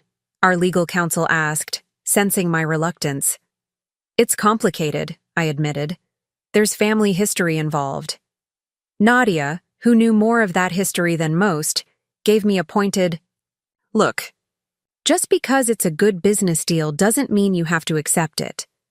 There are other potential partners without the baggage. She was right, of course. We had options. ConnectCraft was in a position of strength, not desperation. I could decline the partnership and Wilson Financial would feel the loss more than we would. But Uncle James's words kept coming back to me. Meet him halfway. Let's draft a response, I decided. We're interested in principle, but we want some modifications to the revenue sharing structure and more clarity on the data integration protocols. As my team began outlining the response, I added, and schedule a meeting, in person, here. I want to deliver this myself. 3 days later, my father once again sat across from me in my office. This time, he'd brought Wilson Financial's legal counsel and Greg, whose presence surprised me until I remembered Vanessa mentioning his new role focusing on strategic partnerships. We've reviewed your proposal, I began, sliding the folder across the desk. And? My father prompted when I didn't immediately continue. The foundation is solid. We're interested in moving forward with some modifications. I nodded to Nadia, who distributed copies of our response to each person. As they reviewed our counter-proposal, I watched my father's face for his reaction. His expression remained neutral, the seasoned negotiator giving nothing away. But I saw his slight nod of approval at several points. These terms are acceptable, he said finally, looking up from the document, with perhaps some discussion on point 3 regarding client data sharing. That's negotiable, I agreed. I'm sure our teams can work out the details. Greg was nodding, clearly pleased with the direction the conversation was taking. The lawyers began discussing technical aspects of the agreement, and soon we were deep in the familiar territory of business negotiations, timeframes, deliverables, metrics for success. Throughout the meeting, my father was professional, engaged, and respectful of my team's expertise. But he was still operating purely in business mode. No personal acknowledgement, no reference to our history, no bridge between the professional and the familial. As the meeting wrapped up and people began gathering their materials, I made a decision. Dad, could you stay for a moment? There's something else I'd like to discuss. He nodded, instructing the others to wait for him in the reception area. Once, we were alone. His professional demeanor softened slightly. That went well, he said, sounding genuinely pleased. I think this partnership will be beneficial for both companies. I agree, I said carefully. But before we move forward, there's something I need to address. His expression grew guarded. What is it? I took a deep breath. This can't just be a business arrangement for us. We're family. And there's too much history to pretend this is just another corporate partnership. He shifted uncomfortably in his chair. Emily, I thought we were moving past all that. Moving past requires acknowledgement first, I said firmly. I need to know that this partnership isn't just because ConnectCraft is successful now. I need to know that you see my choices were valid all along, even when they didn't align with your vision for me. My father looked down at his hands, then out the window at the Portland skyline. The silence stretched between us, heavy with decades of misunderstanding and hurt. I've never been good at this, he finally said, his voice quieter than usual, admitting when I've been less than fair. I know, I said softly, but I need you to try. If we're going to work together, if we're going to rebuild any kind of relationship, I need to know that you see me, not just the successful CEO, but the daughter who had to fight to be herself. He met my eyes then, and I saw something I'd rarely witnessed in my father: uncertainty, vulnerability. When you left Wilson Financial, he began slowly, I saw it as rejection of everything I'd built, everything I wanted for you. I took it personally. He sighed heavily. I was wrong to do that. It wasn't a full acknowledgement, but it was more than I'd ever heard from him before. I was never rejecting you, I said. Just the path you'd chosen for me. There's a difference. He nodded. I see that now. It took longer than it should have, and in the meantime, I missed. He gestured vaguely around my office. All of this, your success, your growth. You did, I confirmed, not to be cruel, but because it needed to be said aloud. And you missed more than that. You missed Zach's first soccer tournament, Lily's dance recitals, family dinners and holiday celebrations. I know. For a moment he looked older, the weight of his regrets visible in the slump of his shoulders. Your mother has made that abundantly clear. So where does that leave us? Beyond the business partnership? He straightened, collecting himself. I can't change the past, Emily, but I can acknowledge that I handled things poorly, that I let my pride and my fixed ideas about success blind me to the validity of your choices. It wasn't everything I'd hoped for, but it was something. Crack in the armor, an admission that had clearly cost him. Thank you, I said simply. That means a lot. He nodded, his expression a mixture of discomfort and relief. Does this mean we can proceed with the partnership? Typical dad. Back to business. The safe territory of contracts and terms rather than the messier landscape of emotions. Yes, I said. We can proceed, but with one condition beyond what's in the agreement. What's that? Sunday dinner, once a month, with the whole family. Vanessa, Greg, their kids, you, Mom, Mark, our kids. I hesitated, then added, and Uncle James and Aunt Diane. My father's eyebrows shot up. James? That's unexpected. He's family too, I said firmly. And he's been supportive when others weren't. If we're rebuilding bridges, we should rebuild all of them. He looked like he wanted to object, but after a moment he nodded. All right, monthly family dinner, including James. As we walked toward the reception area where the others were waiting, my father paused. You know, your grandmother, my mother, would have admired what you've built here. She always said true success comes from knowing your own mind, not following someone else's path. The mention of my grandmother caught me by surprise. Mom said the same thing, that I remind her of Grandma Marie. A small smile crossed my father's face. You do. She was stubborn as hell, too. He seemed to catch himself. Determined, I mean. Knew her own mind. I'll take that as a compliment. It is, he said. And for once, I believed him. The first Sunday dinner was as awkward as I'd expected. My parents' formal dining room felt stiff. The conversation stilted as everyone navigated this new arrangement. Uncle James and my father circled each other warily, decades of estrangement creating an almost tangible tension.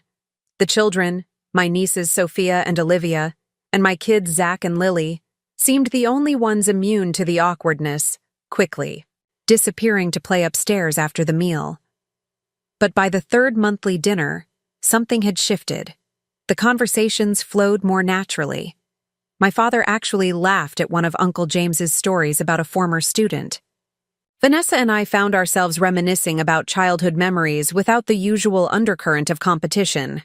Greg and Mark discovered a shared interest in sustainable architecture.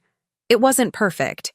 My father still occasionally made comments that showed he didn't fully understand or appreciate choices that diverged from his vision of success. My mother still sometimes slipped into managing appearances rather than addressing realities. But there was movement. Small steps toward something that felt, if not like healing, then at least like honest coexistence. After that third dinner, as Mark and I were gathering our things to leave, my father pulled me aside. The partnership is performing well, he said. Client engagement is up 15% since the integration. We've seen a similar uptick in qualified investment. Interest on our side, I confirmed. He nodded, pleased. Good. That's good. An awkward silence fell between us, neither fully professional nor fully personal. Dad, I said finally, we don't have to talk business every time we see each other. It's okay to just be family sometimes. He looked momentarily startled, then thoughtful. Old habits, he admitted. Business is easier, clearer. I know, but maybe we can practice the other stuff too. He hesitated, then asked, Zach's science fair is next week, isn't it? Your mother mentioned it. Friday at 4, I confirmed, surprised he'd remembered. He's doing a project on sustainable energy, solar panels powering a small motor. Would it be? Would he mind if we came? Your mother and I? The question caught me off guard. In all the years of school events, recitals, and games, my parents had rarely attended. There had always been some business commitment, some client dinner, some reason they couldn't make it. He'd like that, I said, recovering. He'd like that a lot. My father nodded, looking pleased but slightly uncertain, as if venturing into unfamiliar territory. Then we'll be there, 4 o'clock. As Mark and I drove home, the kids already dozing in the back seat, I told him about the exchange. Your father at a middle school science fair, Mark mused. That's not something I ever expected to see. Me neither, I admitted. But people can surprise you, I guess. He reached across the console to take my hand. Are you okay with all this? The partnerships, the family dinners, your parents suddenly showing interest in the kids' activities? I considered the question. Was I okay with it? Part of me was wary, waiting for the other shoe to drop, for the old patterns to reassert themselves. But another part, a growing part, was cautiously hopeful. I think I am, I said finally. Not because I've forgotten everything that happened, but because holding on to it wasn't serving me anymore. And because they're actually trying. In their imperfect way, they're trying. And that's enough? For now, I said, watching the city lights blur past as we drove toward home. For now, it's enough. The following Friday, I stood in the crowded school gymnasium, watching Zach explain his solar energy project to the judges. He was animated, confident, clearly knowledgeable about his subject. Pride swelled in my chest, not just for his scientific understanding, but for his enthusiasm, his genuine engagement with ideas that mattered to him. Mark squeezed my hand. He's got this in the bag. Biased much? I teased. Absolutely. He grinned. But I'm also right. I felt a presence beside me and turned to find my parents approaching through the crowd. My mother was slightly overdressed for a middle school event, but she'd made the effort to tone down her usual designer style. My father looked distinctly out of place in his business suit among the casual parents, but he was here, actually here. Have we missed anything? My mother asked anxiously. Just started, I assured her. He's talking to the judges now. My father's attention was focused entirely on Zach, watching as he demonstrated how different angles of sunlight affected the energy output of his panels. There was something in his expression I rarely saw, a mixture of pride and perhaps regret for similar moments he'd missed. He's quite impressive, my father said quietly. Very articulate for his age. He gets that from Emily, Mark said, with a smile. Never stops asking questions, never takes, that's just how it is, for an answer.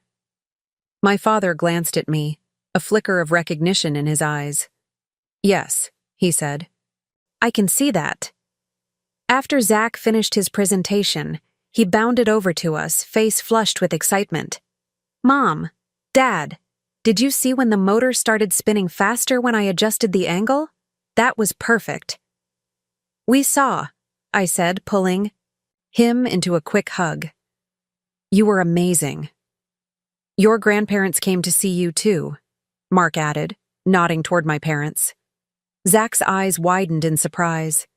He'd grown used to my parents being distant figures who appeared primarily at formal family gatherings, not people who showed up for everyday achievements. Grandpa! Grandma! Did you see my project? We did, my mother said warmly. It was very impressive. The approach was quite innovative. my father added, sounding genuinely approving, using multiple small panels rather than one large one. Zach beamed at the specific praise. That was the whole point. Distributed generation is more resilient than centralized systems. That's why I set it up that way. My father looked startled, then impressed. Distributed generation. Exactly. Right, very forward-thinking. As they continued discussing the finer points of energy distribution systems, my father actually listening to a 10-year-old's perspective with genuine interest, I felt something shift inside me. Not a dramatic reconciliation, not a fairy tale ending, but something real and valuable nonetheless. A moment of connection across the generational divide, unmarred by expectations or judgment. It was a small moment in the grand scheme of things. But as I watched my father kneel down to examine Zach's project more closely, genuinely engaged with his grandson's ideas, I understood something important. Sometimes healing doesn't come from grand gestures or dramatic confrontations. Sometimes it comes in these quiet moments: a science fair, a Sunday dinner, a business proposal delivered in person, where we choose, bit by bit, to see each other more clearly. The black sheep was still a black sheep. I hadn't suddenly conformed to the Wilson mold. But perhaps the flock was learning that different didn't mean wrong, that success could look unlike anything they'd imagined. And that family, at its best, had room for all kinds of paths, even the ones that led away before circling back on their own terms. 6 months into our partnership with Wilson Financial, the results were undeniable. Our integrated platform had facilitated over $40 million in investments between their clients and Connect Craft members. The Innovators Circle had expanded to 5 cities, with waiting lists growing in each location. Most surprisingly, Greg had emerged as the star performer. From the Wilson side, his natural talent for connecting people flourishing in this new environment. It was a crisp fall morning when Nadia knocked on my office door, an unusual expression on her face. Something between surprise and concern. "Your father's assistant just called," she said. "He's requesting an urgent meeting. Today, if possible." Did she say what about? No, just that it's important and confidential. I checked my calendar. Back-to-back meetings until 4, then I'd promised to be home early for Lily's birthday dinner. "Tell her I can do 4:30 at the latest. Here, not their offices." Nadia nodded and disappeared to make the arrangements. I turned back to my work, trying to ignore the flutter of anxiety in my stomach. Despite the improving relationship with my family, old patterns died hard. An urgent and confidential meeting with my father still triggered memories of disappointing conversations, of measuring up and falling short. When my father arrived that afternoon, something was different. The commanding presence that usually preceded him was muted. He seemed tired, uncertain even. Not words I'd typically associate with Robert Wilson. "Thank you for making time," he said, taking a seat across from me. "Of course. What's going on?" He placed a folder on my desk but didn't open it. "What I'm about to share stays between us for now. Not even Vanessa knows yet." My concern deepened. "Dad, what is it?" He took a deep breath. "I'm retiring, stepping down as CEO of Wilson Financial by the end of the year." I sat back, genuinely surprised. My father had always spoken of working until he physically couldn't anymore. Wilson Financial wasn't just his company, it was his identity. "That's unexpected," I said carefully. "Are you okay, health-wise?" He waved away the concern. "I'm fine, just—" He paused, searching for words. "Ready. The industry is changing faster than I anticipated. The partnership with Connect Craft has made that abundantly clear." I waited, sensing there was more. "The board needs to approve my successor," he continued. "Traditionally, it would be Vanessa as the most senior family member in the company, but I'm recommending Greg instead." Now I was truly shocked. Greg? Not Vanessa? Greg's work on the ConnectCraft integration has been exceptional. He sees where the industry is heading in a way that... He hesitated. In a way that reminds me of you, actually. The admission seemed to cost him something, but he pressed on. Vanessa is brilliant at maintaining existing client relationships, but Greg has shown a talent for building new ones, for adaptation. That's what Wilson Financial needs now. How does Vanessa feel about this? I asked, already anticipating the fallout.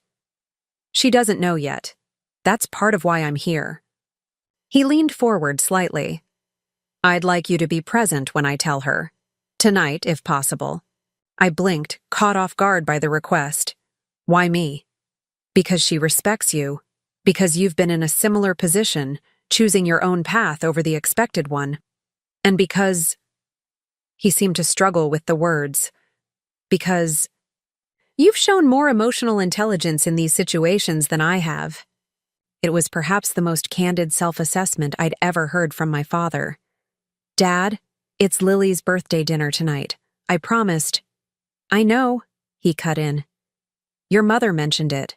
We thought perhaps we could do both. Have the discussion. At your house, before the celebration. The situation felt surreal. My father acknowledging a limitation, asking for my help, suggesting a family discussion at my home rather than summoning everyone to his territory. Okay, I said finally. But we do this carefully. And if it gets too heated, we table it until after Lily's dinner. Her birthday comes first.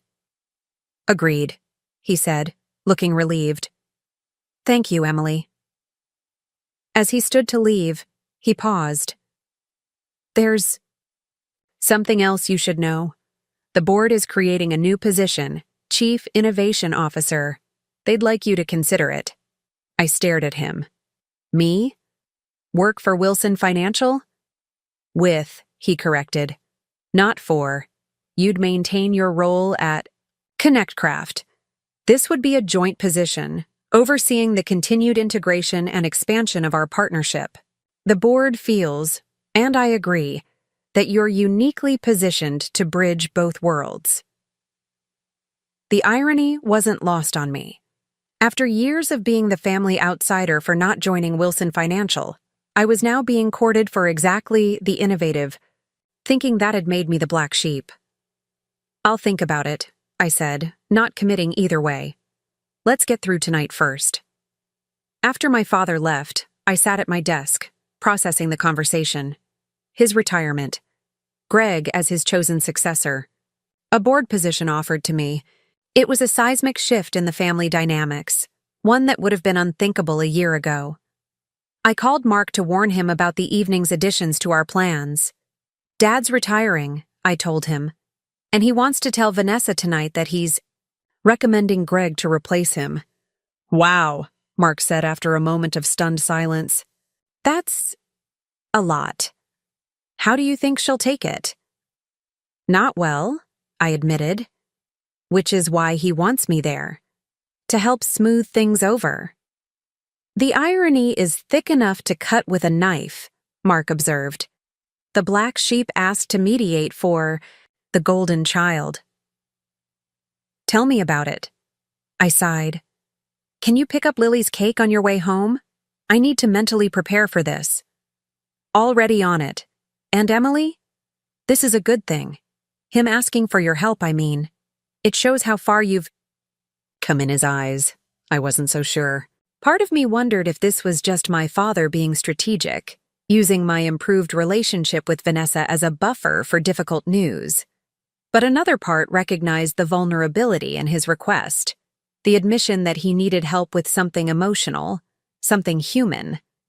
By 6 o'clock, our home had transformed into the site of both a 10-year-old's birthday celebration and an impending family reckoning.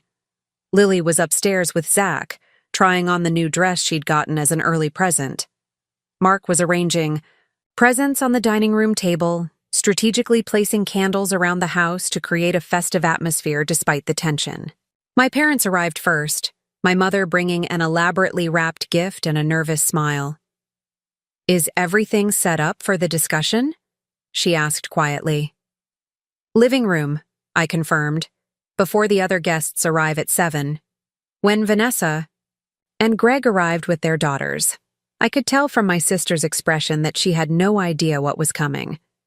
She was relaxed, laughing at something Sophia had said, her arm linked comfortably with Greg's. Girls, why don't you go upstairs and see what Lily and Zach are up to?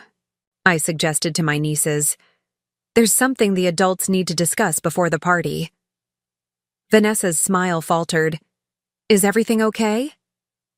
Let's sit down, I said, leading the way to the living room where my parents were already waiting. The next 30 minutes unfolded like a carefully choreographed dance of emotions.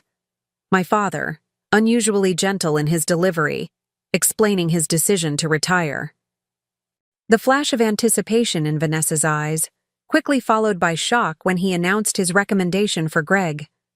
The silent tension as Greg himself seemed caught between pride and concern for his wife. I don't understand, Vanessa said. Finally, her voice carefully controlled. I've been with the company 15 years. Greg came in through marriage. It's not about tenure, my father explained. It's about vision, where the company needs to go next. And you don't think I have vision? The hurt in her voice was palpable. You have tremendous skills, Vanessa. Your client retention rate is unmatched, but Greg has shown exceptional talent in developing new business models, particularly through the ConnectCraft integration. I watched my sister's face as she processed this, the confusion, the hint of betrayal, the struggle to maintain composure. It was an expression I knew intimately, having worn it myself at countless family gatherings where my contributions were deemed less valuable than hers. You never even gave me a chance to show what I could do in that area, she said, a slight tremor in her voice. You just assumed I couldn't adapt. The parallels to my own experience were striking. I caught my father glancing at me, a flicker of recognition in his eyes. He was seeing it too, the pattern repeating with his favored daughter. Vanessa, I said gently, this isn't final, right, Dad? The board still needs to approve the recommendation. My father nodded. That's correct. And I've also recommended Vanessa for an expanded role as Chief Client Officer, with a seat on the board alongside Greg. It was a concession, but we all knew it wasn't the same. The passing of the torch, the continuation of the Wilson legacy, was being directed away from the daughter who had followed all the rules. Greg spoke for the first time, his voice quiet but firm. I didn't seek this out, Vanessa, and I won't accept it if it damages us. She looked at him, surprised. What do you mean? I mean, our marriage is more important than any job. If this is going to create a rift between us, I'll decline the nomination. The simple declaration hung in the air, powerful in its clarity. In that moment, I saw something shift in my sister's expression. Not acceptance exactly, but a softening of the hurt. I need time to process this, she said finally. But, she added, looking directly at Greg, I appreciate what you just said. It means a lot. My father cleared his throat. There's one more thing. The board is creating a new position, Chief Innovation Officer. They've asked Emily to consider it. All eyes turned to me. Vanessa's expression was unreadable. I haven't decided yet, I said quickly. It would be a joint role with ConnectCraft. You should take it, Vanessa said, surprising everyone. The company needs your perspective. It always has. The simple acknowledgement from the sister who had benefited most from my exclusion felt like the closing of a circle somehow. A thundering of footsteps on the stairs broke the tension. Is it time for cake yet? Lily called, rushing into the room with her cousins and brother trailing behind. Almost, birthday girl, Mark said, smoothly transitioning us from family, drama to celebration. Why don't you show everyone where to sit at the table? As the children led the way to the dining room, my mother touched my arm. Are you all right? She asked quietly, I'm fine, I said, and meant it. Just processing a lot of unexpected developments. She nodded understandingly. Your father didn't tell you about the board position beforehand, did he? No, it was a surprise. She sighed. He thought you might refuse outright if he broached it earlier, that you might see it as him still trying to control your path. Would I have been wrong? I asked. She considered this. A year ago, perhaps not. But now? I think he genuinely sees the value in what you've built, in who you are. Before I could respond, Lily called for us to hurry up. The candles were ready to be lit. The family discussion was shelved, at least temporarily, in favor of birthday. Songs and wishes and the simple joy of a child turning 10. Later that night, after the guests had gone and the kids were in bed, Mark found me sitting on our back porch, staring up at the stars. Penny for your thoughts? He asked, settling beside me. Just processing, I said. It's a lot to take in. The board position or the family drama? Both, but mostly. I hesitated, searching for the right words. Mostly I'm thinking about how things circle back in ways you never expect. Mark took my hand, waiting for me to continue. For years, I was the disappointment because I wouldn't join the family business. Then I built something they couldn't. Ignore, and suddenly they want me involved again, but on completely different terms. Full circle, Mark observed. But it's more complicated than vindication, I continued. Watching Vanessa tonight, seeing her face when Dad said he was recommending Greg, it was like looking in a mirror from years ago. All that hurt, that sense of not measuring up. You empathize with her, Mark said, understanding. Even after everything. I do, because I know exactly how it feels. And that's the strangest part. I never thought I'd be in a position to help her through something like this. Mark squeezed my hand. Are you considering the board position? I looked. Up at the night sky, the question I'd been avoiding all evening. I don't know. Part of me thinks it would be poetic justice. The black sheep returning on her own terms, bringing innovation to the very place that rejected it. But? Mark prompted, sensing my hesitation. But another part wonders if it's just another version of seeking approval. If I'd be doing it for the wrong reasons. What would be the right reasons? I considered this. Because it makes business sense. Because the integration has been good for both companies. Because I could help shape Wilson Financial's future in a way that aligns with my values. Those sound like pretty good reasons to me, Mark observed. There's something else, I admitted. Something I've been thinking about since the science fair last month. What's that? The look on my father's face when he really saw Zach, really engaged with his ideas, his enthusiasm. It made me realize that for all his flaws, all his rigid expectations, he's capable of change, of growth. Mark nodded slowly. And that matters to you. It does, I acknowledged. Not because I need his approval anymore, but because family is complicated. And maybe there's value in building bridges where we can, without compromising who we are. We sat in comfortable silence for a while, the cool evening air wrapping around us like a blanket. So, Mark said finally, what are you going to do? I took a deep breath. I'm going to negotiate, accept the position, but with clear boundaries. Limited days at Wilson Financial, maintaining full control of ConnectCraft, and family remains family. No using business as leverage in personal relationships. Sounds like a plan, Mark smiled. The Emily Chen special, refusing to choose between options others present, creating your own path instead. I laughed softly. Old habits. The following week, I sat across from my father in his office, still. His for a few more months, the formal offer for the Chief Innovation Officer position between us. I've reviewed the terms, I said. I have some modifications. He nodded, unsurprised. I expected as much. I outlined my conditions, the practical ones about time allocation and decision-making authority, but also the personal boundaries. And most importantly, I concluded, our business relationship remains separate from our family relationship. No using one to influence the other. My father considered this.